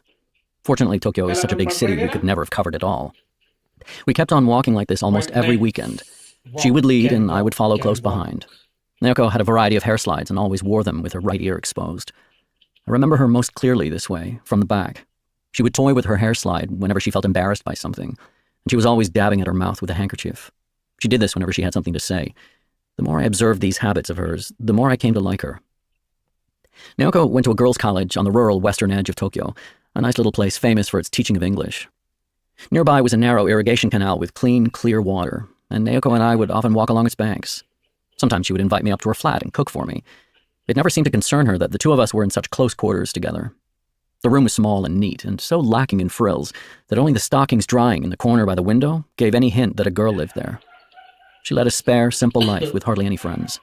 No one who had known her at school could have imagined her like this. Back then, she had dressed with real flair and surrounded herself with a million friends. When I saw her room, I realized that, like me, she had wanted to go away to college and begin a new life, far from anyone she knew. Know why I chose this place? She said with a smile. Because nobody from home was coming here. We were all supposed to go somewhere more chic. You know what I mean? My relationship with Naoko was not without its progress, though. Little by little, she grew more accustomed to me, and I to her. When the summer holidays ended and a new term started, Naoko began walking next to me as if it were the most natural thing in the world to do. She saw me as a friend now, I concluded, and walking side by side with such a beautiful girl was by no means painful for me. We kept walking all over Tokyo in the same meandering way, climbing hills, crossing rivers and railway lines, just walking and walking, with no destination in mind. We forged straight ahead, as if our walking were a religious ritual meant to heal our wounded spirits. If it rained, we used umbrellas, but in any case, we walked. Then came autumn, and the dormitory grounds were buried in Zelkova leaves. The fragrance of a new season arrived when I put on my first pullover. Having worn out one pair of shoes, I bought some new suede ones. I can't seem to recall what we talked about then. Nothing special, I expect. We continued to avoid any mention of the past and rarely spoke about Kazuki. We could face each other over coffee cups in total silence. Naoko liked to hear me tell stories about Stormtrooper. Once he had a date with a fellow student, a girl in geography, of course, but came back in the early evening looking glum. Tell me, Watanabe, what do you talk about with girls? I don't remember how I answered him, but he had picked the wrong person to ask. In July, somebody in the dorm had taken down Stormtrooper's Amsterdam canal scene and put up a photo of the Golden Gate Bridge instead. He told me he wanted to know if Stormtrooper could masturbate to the Golden Gate Bridge. He loved it, I reported later, which prompted someone else to put up a picture of an iceberg. Each time the photo changed in his absence, Stormtrooper became upset. Who the hell is doing this? He asked. I wonder, I said. But what's the difference? They're all nice pictures. You should be grateful. Yeah, I suppose so, but it's weird. My stories of Stormtrooper always made Naoko laugh. Not many things succeeded in doing that, so I talked about him often, though I was not exactly proud of myself for using him this way. He just happened to be the youngest son in a not-too-wealthy family who had grown up a little too serious for his own good. Making maps was the one small dream of his one small life. Who had the right to make fun of him for that? By then, however, Stormtrooper jokes had become an indispensable source of dormitory talk, and there was no way for me to undo what I had done. Besides, the sight of Naoko's smiling face had become my own special source of pleasure. I went on supplying everyone with new stories. Naoko asked me one time, just once, if I had a girl I liked. I told her about the one I had left behind in Kobe. She was nice, I said. I enjoyed sleeping with her, and I miss her every now and then, but finally, she didn't move me. I don't know, sometimes I think I've got this hard kernel in my heart, and nothing much can get inside it. I doubt if I can really love anybody. Have you ever been in love? Naoko asked. Never, I said. She didn't ask me more than that. When autumn ended and cold winds began tearing through the city, Naoko would often walk pressed against my arm. I could sense her breathing through the thick cloth of her duffel coat. She would entwine her arm with mine, or cram her hand in my pocket, or when it was really cold, cling tightly to my arm, shivering. None of this had any special meaning. I just kept walking with my hands shoved in my pockets. Our rubber-soled shoes made hardly any sound on the pavement, except for the dry crackling when we trod on the broad, withered sycamore leaves. I felt sorry for Naoko whenever I heard that sound. My arm was not the one she needed, but the arm of someone else. My warmth was not what she needed, but the warmth of someone else. I felt almost guilty being me. As the winter deepened, the transparent clarity of Naoko's eyes seemed to increase. It was a clarity that had nowhere to go. Sometimes Naoko would lock her eyes onto mine for no apparent reason.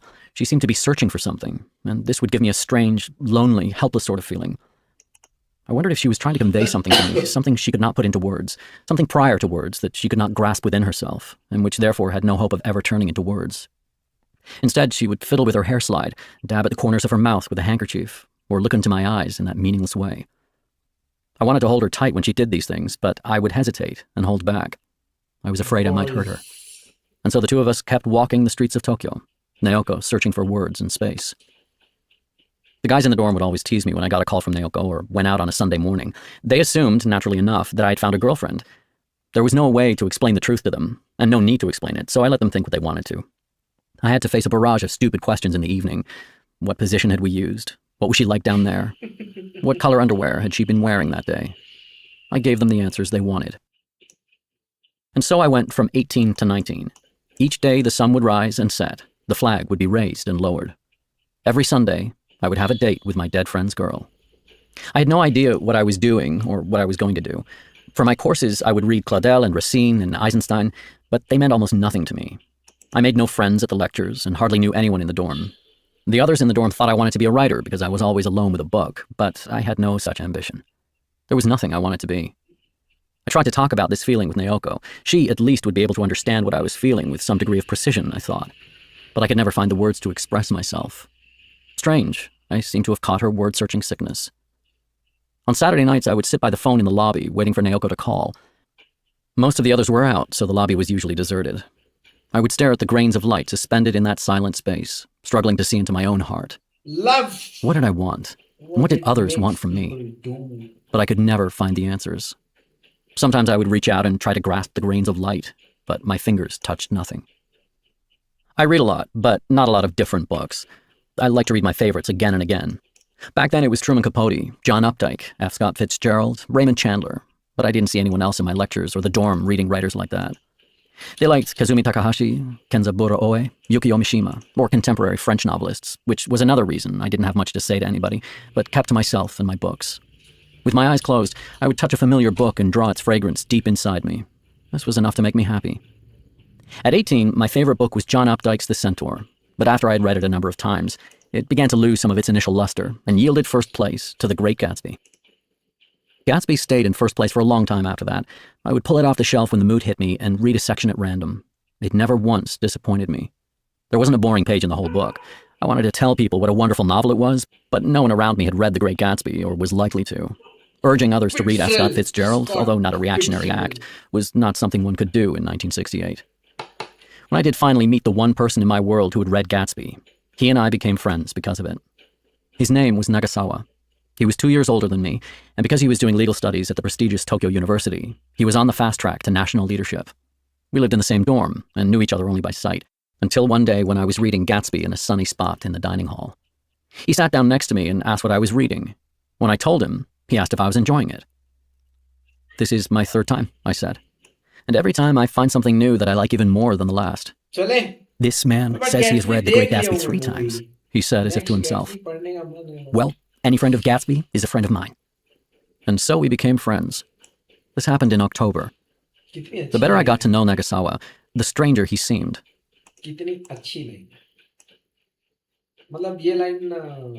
किसी भी language में communicate कर सकते हैं Gatsby से का कुछ भी लगा any friend of Chad, any friend of Sherlock, any friend of Rama, any friend of anyone is a friend of me. ऐसा होता है बहुत चल रहा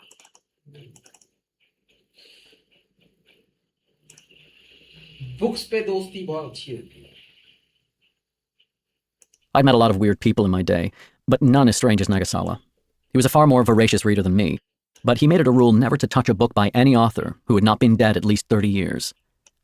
"That's the only kind of book I can trust," he said.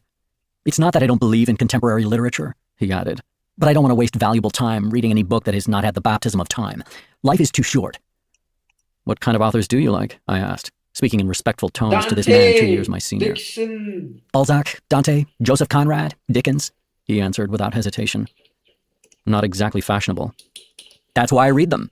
If you only read the books that everyone else is reading, you can only think what everyone else is thinking.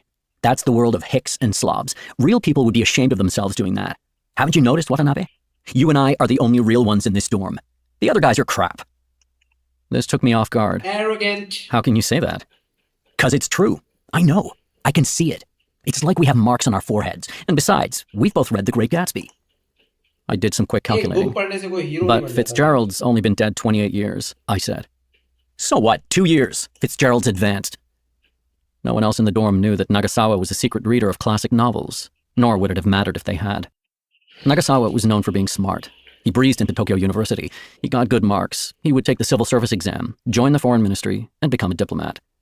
He came from a wealthy family. Of His course. father owned a big hospital in Nagoya, Of course. and his brother had also graduated from Tokyo, Of gone on to course. medical school, and Of would one day course. inherit the hospital. Nagasawa always had plenty of money in his pocket, and he carried himself with real dignity. People treated him with respect, even the dorm head. When he asked someone to do something, the person would do it without protest. There was no choice in the matter. खरीदो Nagasawa मैं, had a certain show! inborn quality that drew people to him and made them follow him. He knew how to stand at the head of the pack, to assess the situation, to give precise and tactful instructions that others would obey. Above his head hung an aura that revealed his powers like an angel's halo, the mere sight of which would inspire awe in people for this superior being. Which is why it shocked everyone that Nagasawa chose me, a person with no distinctive qualities, to be his special friend.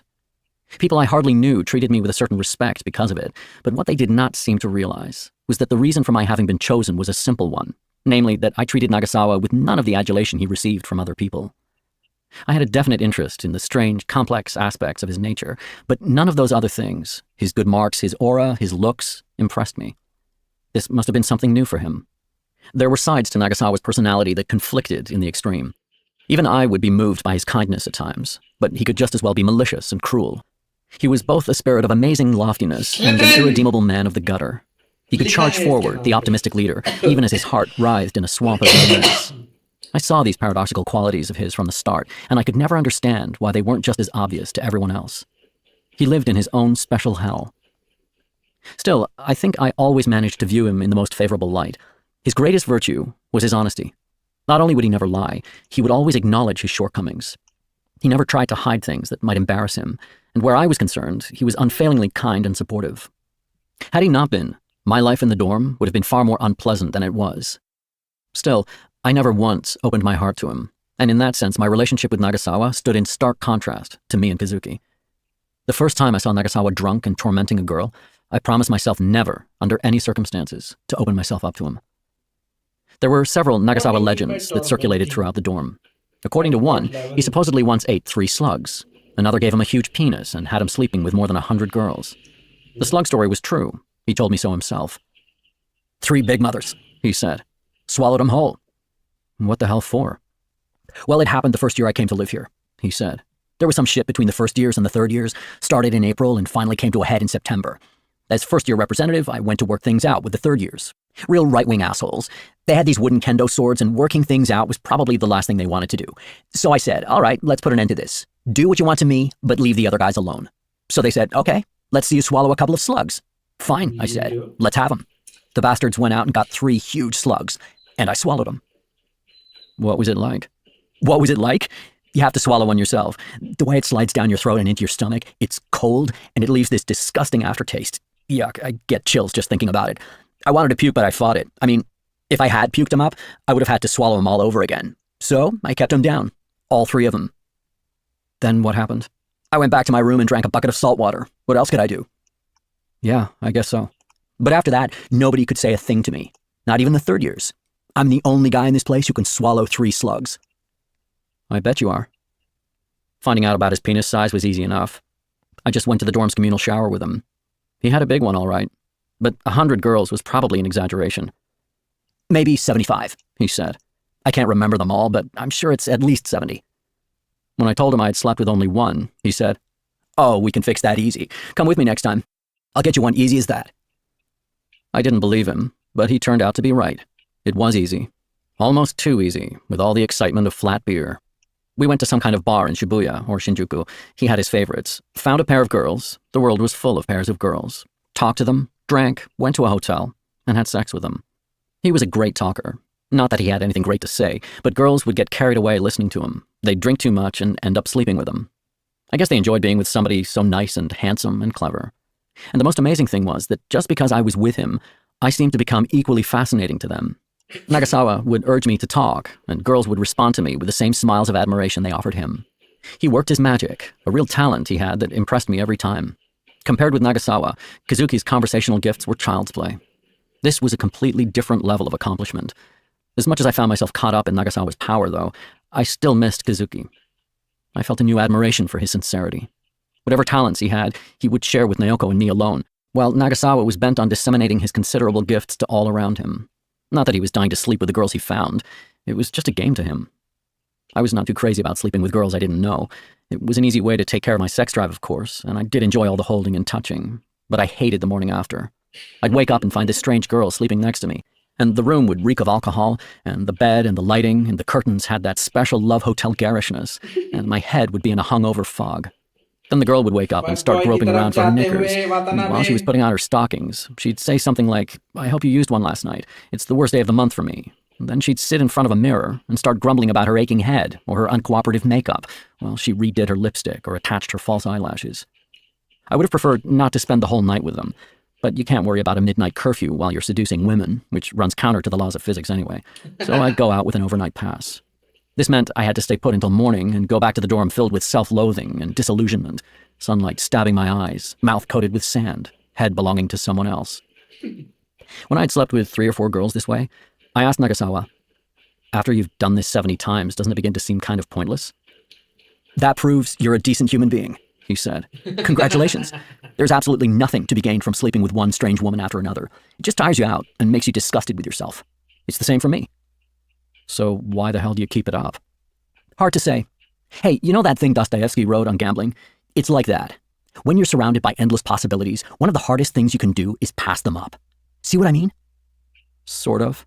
"Look, the sun goes down. The girls come out and drink. They wander around looking for something. I can give them that something. It's the easiest thing in the world, like drinking water from a tap. Before you know it, I've got them down. It's what they expect. That's what I mean by possibility. It's all around you. How can you ignore it? You have a certain ability and the opportunity to use it. Can you keep your mouth shut and let it pass?" "I don't know. I've never been in a situation like that," I said with a smile. "I can't imagine what it's like." "Count your blessings," Nagasawa said. His womanizing was the reason Nagasawa lived in a dorm, despite his affluent background. Worried that Nagasawa would do nothing else if allowed to live alone in Tokyo, his father had compelled him to live all 4 years at university in the dormitory. Not that it mattered much to Nagasawa. He was not going to let a few rules bother him. Whenever he felt like it, he would get an overnight permission and go girl hunting, or spend the night at his girlfriend's flat. These permissions were not easy to get, but for him they were like free passes. And for me too, as long as he did the asking. Nagasawa did have a steady girlfriend, one he'd been going out with since his first year. Her name was Hatsumi, and she was the same age as Nagasawa. I'd met her a few times and found her to be very nice. She didn't have the kind of looks that immediately attracted attention, and in fact she was so ordinary that when I first met her, I had to wonder why Nagasawa couldn't do better, but anyone who talked to her took an immediate liking to her. Quiet, intelligent, funny, caring. She always dressed with immaculate good taste. I liked her a lot, and knew that if I could have a girlfriend like Hatsumi, I wouldn't be sleeping around with a bunch of easy marks. She liked me too, and tried hard to fix me up with a first year in her club so we could double date, but I would make up excuses to keep from repeating past mistakes. Hatsumi went to the absolute top girls' college in the country, and there was no way I was going to be able to talk to one of those super rich princesses. Of course. Hatsumi had a pretty good idea that Nagasawa was sleeping around, but she never complained to him. She was seriously in love, but she never made demands. Why? "I don't deserve a girl like Hatsumi," Nagasawa once said to me. I had to agree with him. That winter, I found a part-time job in a little record shop in Shinjuku. It didn't pay much, but the work was easy, just watching the place 3 nights a week, and they let me buy records cheap.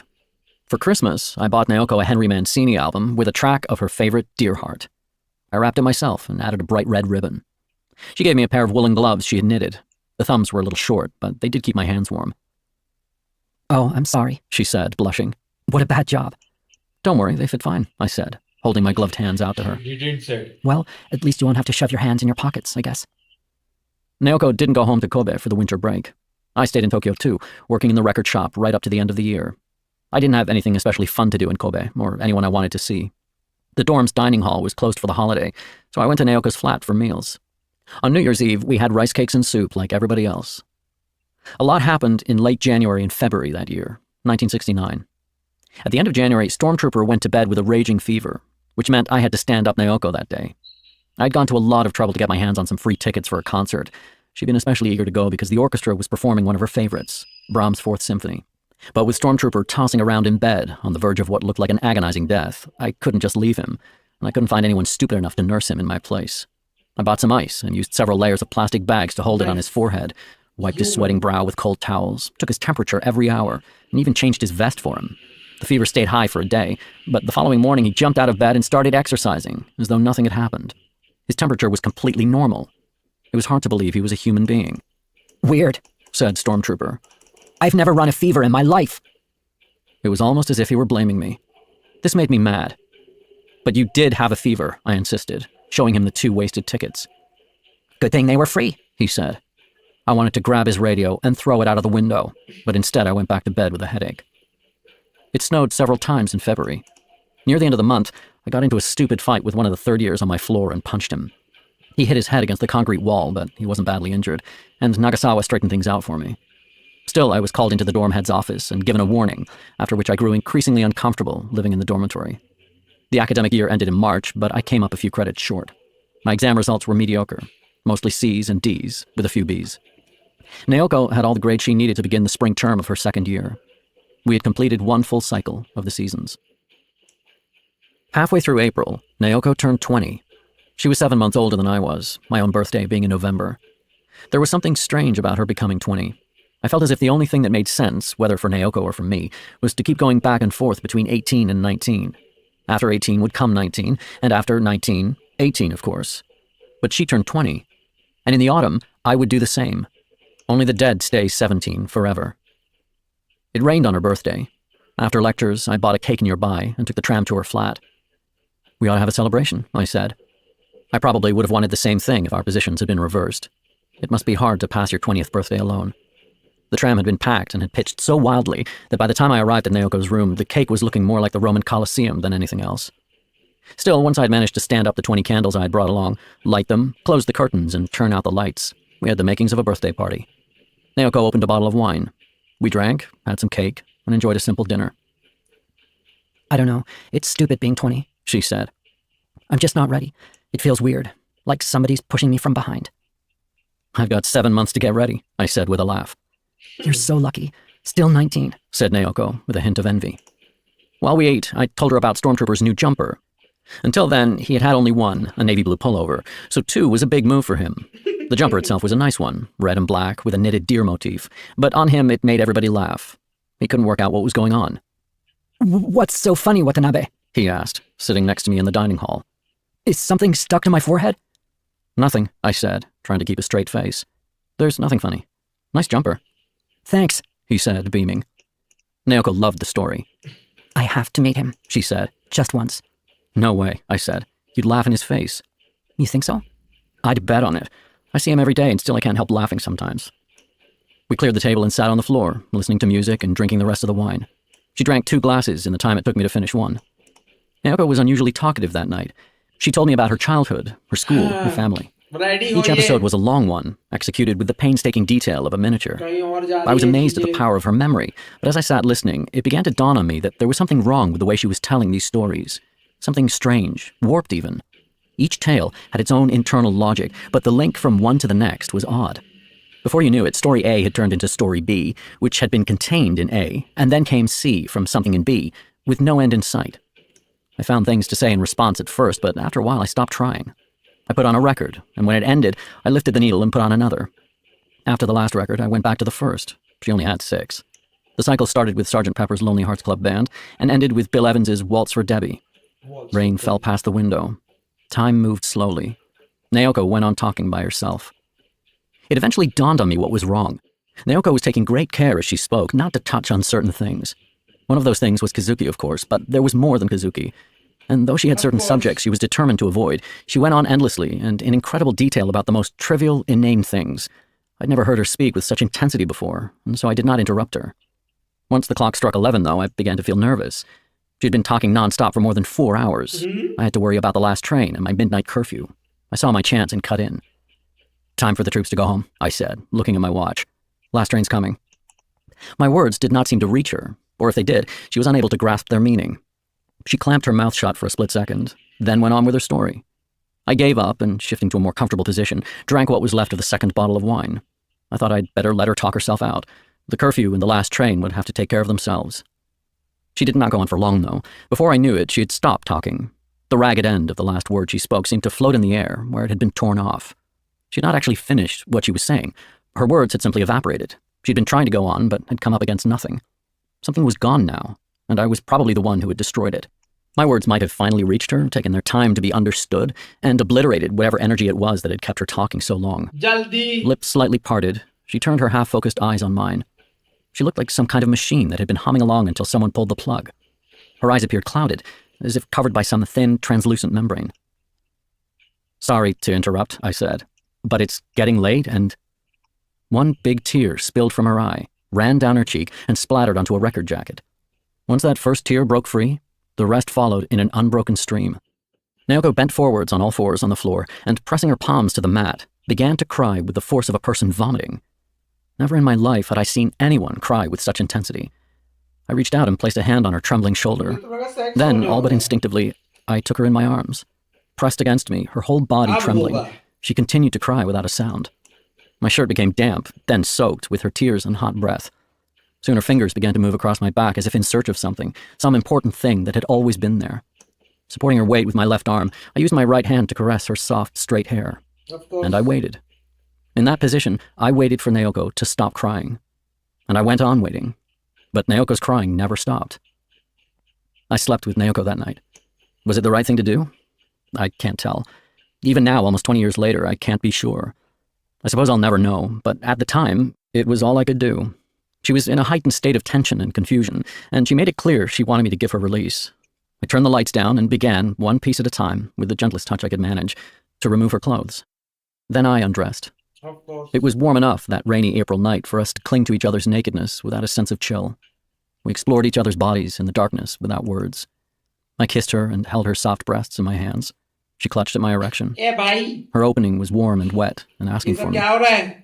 And yet, when I went inside her, कौन क्यों देख रहा हूँ Naoko मैं? tensed with pain. Gum Was की this her बात first की time, I जाए. asked, and she nodded. Now it was my turn to be confused. I had assumed that Naoko had been sleeping with Kazuki all that time. I went in as far as I could and stayed that way for a long time, holding Naoko, without moving.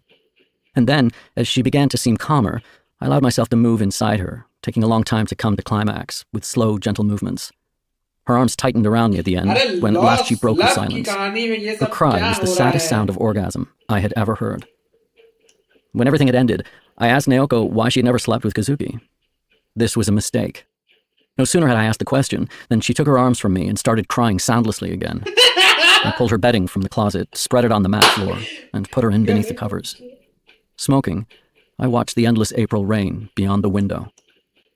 The rain had stopped when morning came. Naoko was sleeping with her back to me, or maybe she hadn't slept at all. Whether she was awake or asleep, all words had left her lips, and her body now seemed stiff, almost frozen. I tried several times to talk to her, but she would not answer or move. I stared for a long time at her naked shoulder, but in the end, I lost all hope of eliciting a response and decided to get up.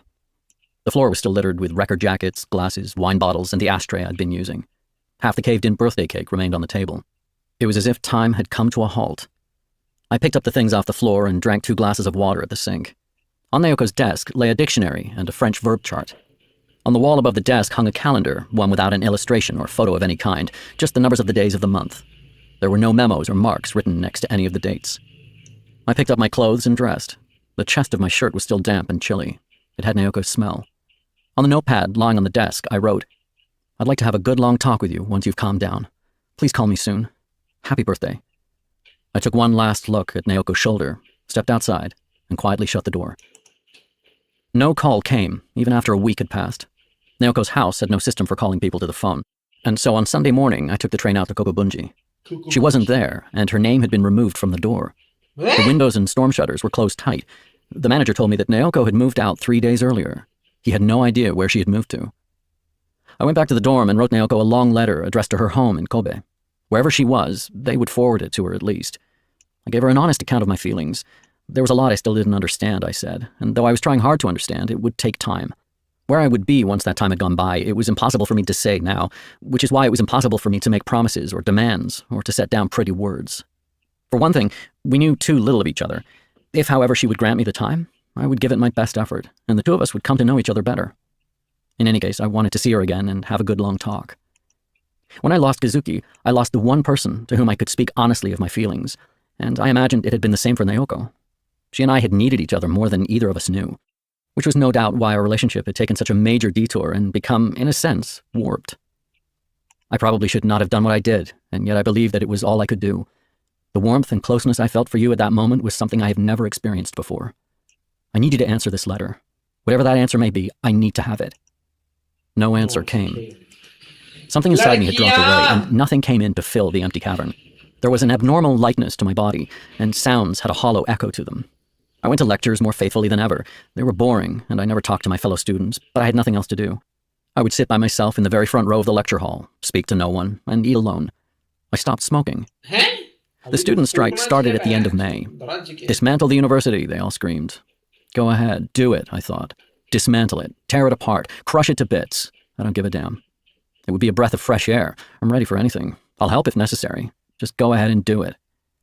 With the campus blockaded and lectures suspended, I started to work at a delivery company. Sitting with the driver, loading and unloading lorries, that kind of stuff. It was tougher than I thought. At first, I could hardly get out of bed in the morning with the pain. The pay was good, though, and as long as I kept my body moving, I could forget about the emptiness inside. I worked on the lorries 5 days a week, and 3 nights a week I continued my job at the record shop. Nights without work I spent with whiskey and books. Stormtrooper wouldn't touch whiskey and couldn't stand the smell. So when I was sprawled on my bed drinking it straight, he'd complain that the fumes made it impossible for him to study and ask me to take my bottle outside. You get the hell out, I growled. But you know drinking in the dorm is against the rules. I don't give a shit. You get out. He stopped complaining, but now I was annoyed. I went to the roof and drank alone. In June, I wrote Naoko another long letter, addressing it again to her house in Kobe. It said pretty much the same thing as the first one, but at the end I added, waiting for your answer is one of the most painful things I have ever been through. At least let me know whether or not I hurt you. When I posted it, I felt as if the cavern inside me had grown again. That June, I went out with Nagasawa twice again to sleep with girls. It was easy both times. The first girl put up a terrific struggle when I tried to get her undressed and into the hotel bed, but when I began reading alone because it just wasn't worth it, she came over and started nuzzling me. And after I had done it with the second one, she started asking me all kinds of personal questions. How many girls had I slept with? Where was I from? Which university did I go to? What kind of music did I like? Had I ever read any novels by Osamu Dazai? Where would I like to go if I could travel abroad? Did I think her nipples were too big? I made up some answers and went to sleep. But next morning, she said she wanted to have breakfast with me, and she kept up the stream of questions over the tasteless eggs and toast and coffee. What kind of work did my father do? Did I get good marks at school? What month was I born? Had I ever eaten frogs? She was giving me a headache, so as soon as we had finished eating, I said I had to go to work. Will I ever see you again? She asked with a sad look. Oh, I'm sure we'll meet again somewhere before long, I said, and left. What the hell am I doing? I started wondering as soon as I was alone, feeling disgusted with myself. And yet it was all I could do. My body was hungering for women. All the time I was sleeping with those girls, I thought about Naoko. The white shape of her naked body in the darkness, her sighs, the sound of the rain. The more I thought about these things, the hungrier my body grew. I went up to the roof with my whiskey and asked myself where I thought I was heading. Finally, at the beginning of July, a letter came from Naoko, a short letter. Please forgive me for not answering sooner, but try to understand. It took me a very long time before I was in any condition to write, and I've started this letter at least 10 times. Writing is a painful process for me. Let me begin with my conclusion. I've decided to take a year off from college. Officially, it's a leave of absence, but I suspect that I will never be going back. This will no doubt come as a surprise to you, but in fact, I had been thinking about doing this for a very long time. I tried a few times to mention it to you, but I was never able to make myself begin. I was afraid even to pronounce the words. Try not to get so worked up about things. Whatever happened or didn't happen, the end result would have been the same. This may not be the best way to put it, and I'm sorry if it hurts you. What I'm trying to tell you is, I don't want you to blame yourself for what happened with me. It is something I have to take on all by myself. I had been putting it off for more than a year, and so I ended up making things very difficult for you. There is probably no way to put it off any longer. After I moved out of my flat, I came back to my family's house in Kobe and was seeing a doctor for a while. He tells me there's a place in the hills outside Kyoto that would be perfect for me, and I'm thinking of spending a little time there. It's not exactly a hospital, more a sanatorium kind of thing, with a far freer style of treatment. I'll leave the details for another letter. What I need now is to rest my nerves in a quiet place, cut off from the world. I feel grateful in my own way for the year of companionship you gave me. Please believe that much, even if you believe nothing else. You are not the one who hurt me. I myself am the one who did that. This is truly how I feel. For now, however, I'm not prepared to see you. It's not that I don't want to see you, I'm simply not prepared for it. The moment I feel ready, I will write to you. Perhaps then we can get to know each other better. As you say, this is probably what we should do. Get to know each other better. Goodbye. I read Naoko's letter again and again, and each time I would be filled with that same unbearable sadness I used to feel whenever Naoko herself stared into my eyes. I had no way to deal with it, no place I could take it to or hide it away. Like the wind passing over my body, it had neither shape nor weight, nor could I wrap myself in it. Objects in the scene would drift past me, but the words they spoke never reached my ears. I continued to spend my Saturday nights sitting in the hall. There was no hope of a phone call, but I didn't know what else to do with the time. I would switch on a baseball game and pretend to watch it as I cut the empty space between me and the television set in two, then cut each half in two again, over and over, until I had fashioned a space small enough to hold in my hand. I would switch the set off at 10, go back to my room, and go to sleep. At the end of the month, Stormtrooper gave me a firefly. It was in an instant coffee jar with air holes in the lid and containing some blades of grass and a little water. In the bright room, the firefly looked like some kind of ordinary black insect you'd find by a pond somewhere, but Stormtrooper insisted it was the real thing. I know a firefly when I see one, he said, and I had no reason or basis to disbelieve him. Fine, I said. It's a firefly. It had a sleepy look on its face, but it kept trying to climb up the slippery glass walls of the jar and falling back. I found it in the quad, he said. Here? By the dorm? Yeah. You know the hotel down the street? They release fireflies in their garden for summer guests. This one made it over here. Stormtrooper was busy stuffing clothes and notebooks into his black Boston bag as he spoke. We were several weeks into the summer holidays, and he and I were almost the only ones left in the dorm. I had carried on with my jobs rather than go back to Kobe, and he had stayed on for a practical training session. Now that the training had ended, he was going back to the mountains of Yamanashi. You could give this to your girlfriend, he said. I'm sure she'd love it. Thanks, I said. After dark, the dorm was hushed, like a ruin. The flag had been lowered and the lights glowed in the windows of the dining hall. With so few students left, they turned on only half the lights in the place, keeping the right half dark and the left lighted. Still, the smell of dinner drifted up to me, some kind of cream stew. I took my bottled firefly to the roof. No one else was up there. A white vest hung on a clothesline that someone had forgotten to take in, waving in the evening breeze like the discarded shell of some huge insect. I climbed a steel ladder in the corner of the roof to the top of the dormitory's water tank. The tank was still warm with the heat of the sunlight it had absorbed during the day. I sat in the narrow space above the tank, leaning against the handrail and coming face to face with an almost full white moon. The lights of Shinjuku glowed to the right, Ikebukuro to the left. Car headlights flowed in brilliant streams from one pool of light to the other. A dull roar of jumbled sounds hung over the city like a cloud. The firefly made a faint glow in the bottom of the jar, its light all too weak, its color all too pale. I hadn't seen a firefly in years, but the ones in my memory sent a far more intense light into the summer darkness, and that brilliant burning image was the one that had stayed with me all that time. Maybe this firefly was on the verge of death. I gave the jar a few shakes. The firefly bumped against the glass walls and tried to fly, but its light remained dim. I tried to remember when I had last seen fireflies and where it might have been. I could see the scene in my mind, but was unable to recall the time or place. I could hear the sound of water in the darkness and see an old-fashioned brick sluice gate. It had a handle you could turn to open and close the gate. The stream it controlled was small enough to be hidden by the grass on its banks. The night was dark, so dark I couldn't see my feet when I turned out my torch. Hundreds of fireflies drifted over the pool of water held back by the sluice gate, their hot glow reflected in the water like a shower of sparks. I closed my eyes and steeped myself in that long-ago darkness. I heard the wind with unusual clarity. A light breeze swept past me, leaving strangely brilliant trails in the dark. I opened my eyes to find the darkness of the summer night a few degrees deeper than it had been. I twisted open the lid of the jar and took out the firefly, setting it on the 2-inch lip of the water tank. It seemed not to grasp its new surroundings. It hobbled around the head of a steel bolt, catching its legs on curling scabs of paint. It moved to the right until it found its way blocked, then circled back to the left. Finally, with some effort, it mounted the head of the bolt and crouched there for a while, unmoving, as if it had taken its last breath. Still leaning against the handrail, I studied the firefly. Neither I nor it made a move for a very long time. The wind continued sweeping past the two of us, while the numberless leaves of the Zelkova tree rustled in the darkness. I waited forever. Only much later did the firefly take to the air. As if some thought had suddenly occurred to it, the firefly spread its wings, and in a moment it had flown past the handrail to float in the pale darkness. It traced a swift arc by the side of the water tank, as though trying to bring back a lost interval in time. And then, after hovering there for a few seconds, as if to watch its curved line of light blend into the wind, it finally flew off to the east. Long after the firefly had disappeared, the trail of its light remained inside me, its pale, faint glow hovering on in the thick darkness behind my eyelids, like a lost soul.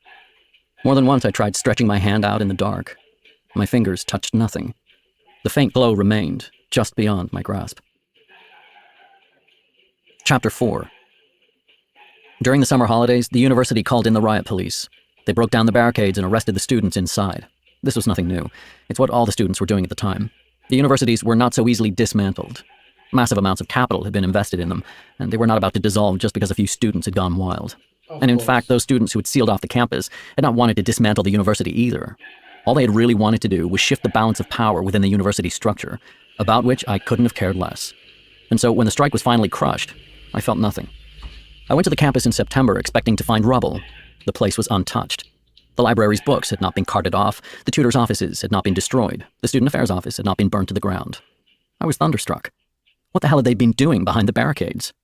When the strike was diffused and lectures started up again under police occupation, the first ones to take their seats in the classrooms were those assholes who had led the strike.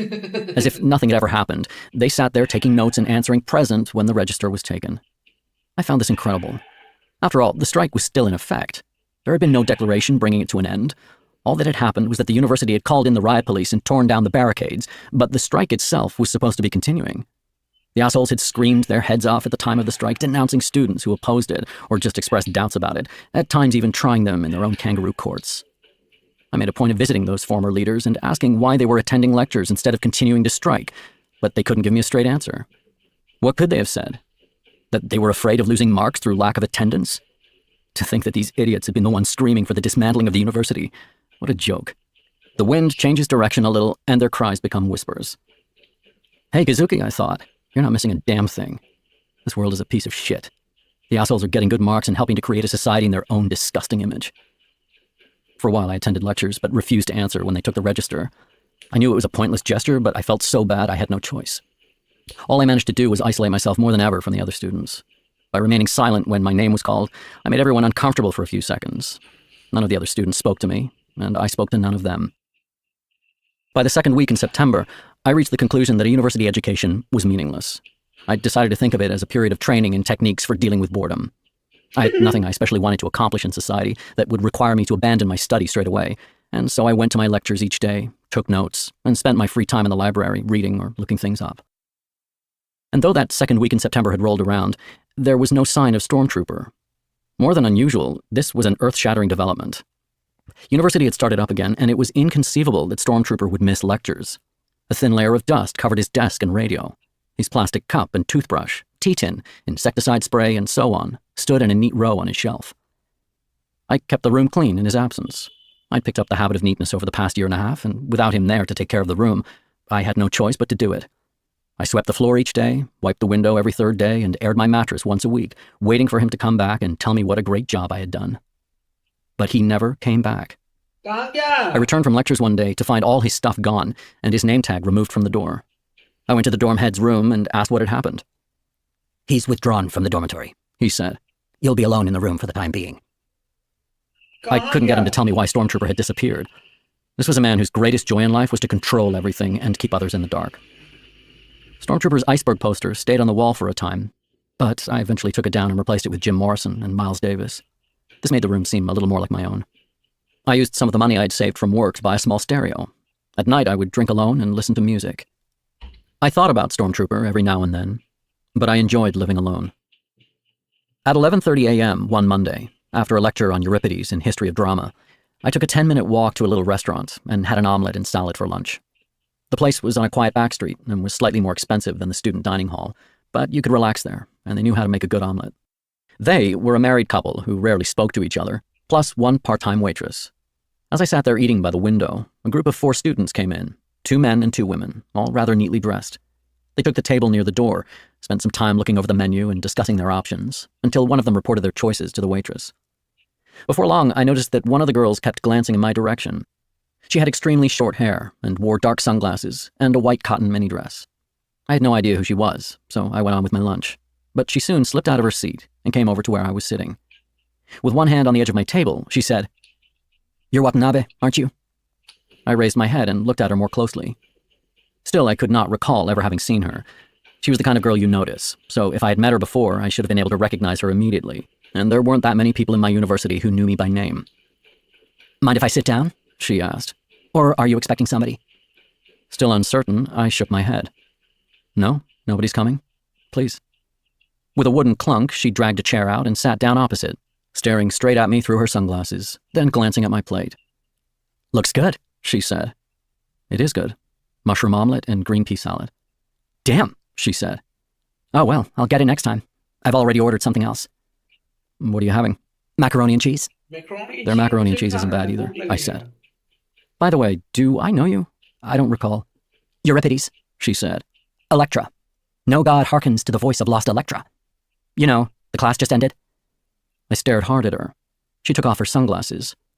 At last, I remembered her, a first year I had seen in history of drama. A striking change in hairstyle had prevented me recognizing her. "Oh," I said, touching a point a few inches below my shoulder. "Your hair was down to here before the summer holidays." "You're right," she said. "I had a perm this summer, and it was just awful. I was ready to kill myself. I looked like a corpse on the beach with seaweed stuck to my head, so I decided as long as I was ready to die, I might as well cut it all off. At least it's cool in the summer." She ran her hand through her pixie cut and gave me a smile. "It looks good, though," I said, still munching my omelet. "Let me see your profile." She turned away and held the pose a few seconds. "Yep, I thought so. It really looks good on you. Nicely shaped head. Pretty ears, too, uncovered like that."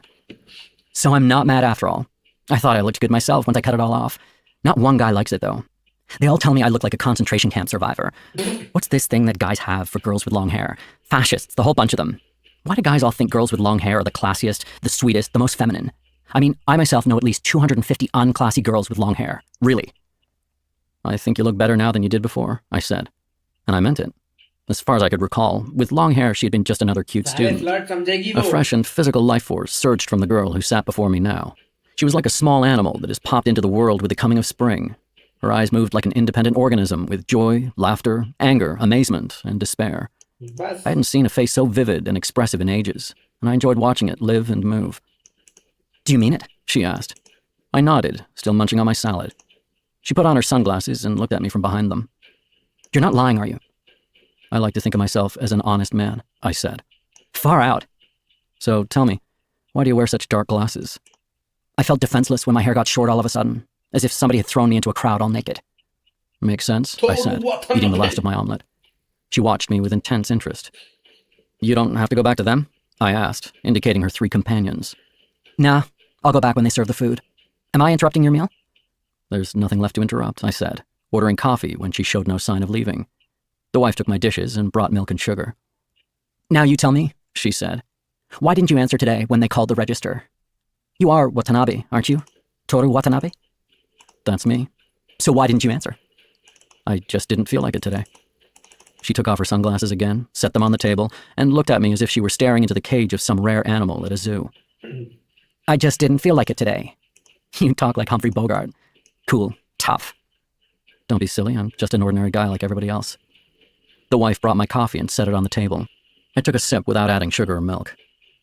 "Look at that, you drink it black." "It's got nothing to do with Humphrey Bogart," I explained patiently. "I just don't happen to have a sweet tooth." "I think you've got me all wrong." "Why are you so tanned?" "I've been hiking around the last couple of weeks. Rucksack, sleeping bag." "Where'd you go?" "Kanazawa, Noto Peninsula, up to Niigata." "Alone?" "Alone," I said. "Found some company here and there." "Some romantic company?" New women in far-off places. Romantic? Now I know you've got me wrong. How's a guy with a sleeping bag on his back and his face all stubbly supposed to have romance? Do you always travel alone like that? Uh-huh. You enjoy solitude? She asked, resting her cheek on her hand. Traveling alone, eating alone, sitting by yourself in lecture halls? Nobody likes being alone that much. I don't go out of my way to make friends, that's all. It just leads to disappointment. The tip of one earpiece in her mouth, sunglasses dangling down, she mumbled, Nobody likes being alone. I just hate to be disappointed. You can use that line if you ever write your autobiography. Thanks, I said. Do you like green? Why do you ask? You're wearing a green polo shirt. Not especially. I'll wear anything. Not especially? I'll wear anything. I love the way you talk. Like spreading plaster, nice and smooth. Has anybody ever told you that? Nobody, I said. My name's Midori, she said. Green. But green looks terrible on me. Weird, huh? It's like I'm cursed, don't you think? My sister's name is Momoko. Peach Girl. Does she look good in pink? She looks great in pink. She was born to wear pink. It's totally unfair. The food arrived at Midori's table, and a guy in a madras jacket called out to her. Hey, Midori, come and get it. She waved at him as if to say, I know. Tell me, she said. Do you take lecture notes in drama? I do. I hate to ask, but could I borrow your notes? I've missed twice, and I don't know anybody in the class. No problem, I said, pulling the notebook from my bag. After checking to make sure I hadn't written anything personal in it, I handed it to Midori. Thanks, she said. Are you coming to lectures the day after tomorrow? Yeah. Meet me here at noon. I'll give you back your notebook and buy you lunch. I mean, it's not as if you get an upset stomach or anything if you don't eat alone, right? No, I said. But you don't have to buy me lunch just because I'm lending you my notebook. Don't worry, she said. I like buying people lunch. Anyway, shouldn't you write it down somewhere? You won't forget? I won't forget. Day after tomorrow, 12 o'clock. Midori. Green. From the other table, somebody called out, Hurry up, Midori, your food's getting cold. She ignored the call and asked me, Have you always talked like that? I think so, I said. Never noticed before. And in fact, no one had ever told me there was anything unusual about the way I spoke. She seemed to be mulling something over for a few seconds. Then she stood up with a smile and went back to her table. She waved to me as I walked past their table, but the three others barely glanced in my direction. At noon on Wednesday, there was no sign of Midori in the restaurant. I thought I might wait for her over a beer, but the place started to fill up as soon as the drink arrived, so I ordered lunch and ate alone. I finished at 12:35, but still no Midori. Paying my bill, I went outside and crossed the street to a little shrine, where I waited on the stone steps for my head to clear, and Midori to come. I gave up at 1 o'clock and went to read in the library. At 2, I went to my German lecture. When it was over, I went to the student affairs office and looked for Midori's name in the class list for history of drama. The only Midori in the class was Midori Kobayashi. Next, I flipped through the cards of the student files and found the address and phone number of a Midori Kobayashi, who had entered the university in 1969. She lived in a northwest suburb, Toshima, with her family. I slipped into a phone box and dialed the number. A man answered. Kobayashi Bookshop. Kobayashi Bookshop? Bookshop. Sorry to bother you, I said, but I wonder if Midori might be in. No, she's not, he said. Do you think she might be on campus? No, she's probably at the hospital. Who's calling, please? Instead of answering, I thanked him and hung up. The hospital? Could she have been injured or fallen ill? But the man had spoken without the least sense of emergency. She's probably at the hospital, he had said, as easily as he might have said, she's at the fish shop. I thought about a few other possibilities until thinking itself became too problematic. Then I went back to the dorm and stretched out on my bed reading Lord Jim, which I'd borrowed from Nagasawa. When I had finished it, I went to his room to give it back. Nagasawa was on his way to the dining hall, so I went with him for dinner. How'd the exams go? I asked. The second round of upper-level exams for the foreign ministry had been held in August. Same as always, said Nagasawa, as if it had been nothing. You take them, you pass. Group discussions, interviews, like screwing a chick. In other words, easy, I said. When did they let you know? First week of October. If I pass, I'll buy you a big dinner. So, tell me, what kind of guys make it to round 2? All superstars like you? Don't be stupid. They're a bunch of idiots. Idiots are weirdos. I'd say 95% of the guys who want to be bureaucrats aren't worth shit. I'm not kidding. They can barely read. So why are you trying to join the foreign ministry? All kinds of reasons, said Nagasawa. I like the idea of working overseas for one, but mainly I want to test my abilities. If I'm going to test myself, I want to do it in the biggest field there is, the nation. I want to see how high I can climb, how much power I can exercise in this insanely huge bureaucratic system. Know what I mean? Sounds like a game. It is a game. I don't give a damn about power and money per se. Really, I don't. I may be a selfish bastard, but I'm incredibly cool about shit like that. I could be a Zen saint. The one thing I do have, though, is curiosity. I want to see what I can do out there in the big, tough world. And you have no use for ideals, I suppose? None. Life doesn't require ideals. It requires standards of action. But there are lots of other ways to live, aren't there? I asked. You like the way I live, don't you? That's beside the point, I said. I could never get into Tokyo University. I can't sleep with any girl I want whenever I want to. I'm no great talker. People don't look up to me. I haven't got a girlfriend, and the future's not going to open up to me when I get a literature BA from a second-rate private university. What does it matter if I like the way you live? Are you saying you envy the way I live? No, I don't, I said. I'm too used to being who I am, and I don't really give a damn about Tokyo University or the foreign ministry. The one thing I envy you for is having a terrific girlfriend like Atsumi. Nagasawa shut up and ate. When dinner was over, he said, You know, Watanabe? I have this feeling like maybe 10 years or 20 years after we get out of this place, we're going to meet again somewhere. And one way or another, I think we're going to have some connection. Sounds like Dickens, I said with a smile. I guess it does, he said, smiling back. But my hunches are usually right. Of course. The two of us left the dining hall and went out to a bar. We stayed there drinking until after 9. Tell me, Nagasawa, I asked, what is the standard of action in your life? You'll laugh if I tell you, he said. No, I won't. All right, he said. To be a gentleman. I didn't laugh, but I nearly fell off my chair. To be a gentleman? A gentleman? You heard me. What does it mean to be a gentleman? How do you define it? A gentleman is someone who does not what he wants to do, but what he should do. You're the weirdest guy I've ever met, I said. You're the straightest guy I've ever met, he said, and he paid for us both. I went to the following week's drama lecture, but still saw no sign of Midori Kobayashi. After a quick survey of the room convinced me she wasn't there, I took my usual seat in the front row and wrote a letter to Naoko while I waited for the lecture to arrive. I wrote about my summer travels, the roads I had walked, the towns I had passed through, the people I had met. And every night I thought of you. Now that I can no longer see you, I realize how much I need you. University is incredibly boring, but as a matter of self-discipline, I'm going to all my lectures and doing all the assignments. Everything seems pointless since you left. I'd like to have a nice, long talk with you. If possible, I'd like to visit your sanatorium and see you for several hours. And, if possible, I'd like to go out walking with you side by side the way we used to. Please try to answer this letter, even a short note. I won't mind. I filled 4 sheets, folded them, slipped them into an envelope, and addressed it to Naoko, care of her family. By then the lecturer had arrived, wiping the sweat from his brow as he took the register. He was a small, mournful-looking man who walked with a metal cane. While not exactly fun, the lectures in his course were always well-prepared and worthwhile. After remarking that the weather was as hot as ever, he began to talk about the use of the Deus Ex Machina in Euripides, and explained how the concept of God was different in Euripides than in Aeschylus or Sophocles. He'd been talking for some 15 minutes when the lecture hall door opened, and in walked Midori. She was wearing a dark blue sports shirt, cream-colored cotton trousers, and her usual sunglasses. After flashing a sorry-I'm-late kind of smile at the professor, she sat down next to me. Then she took a notebook, my notebook, from her shoulder bag and handed it to me. Inside, I found a note. Sorry about Wednesday. Are you angry? The lecture was about half over, and the professor was drawing a sketch of a Greek stage on the blackboard, when the door opened again, and 2 students in helmets walked in. They looked like some kind of comedy team, one tall...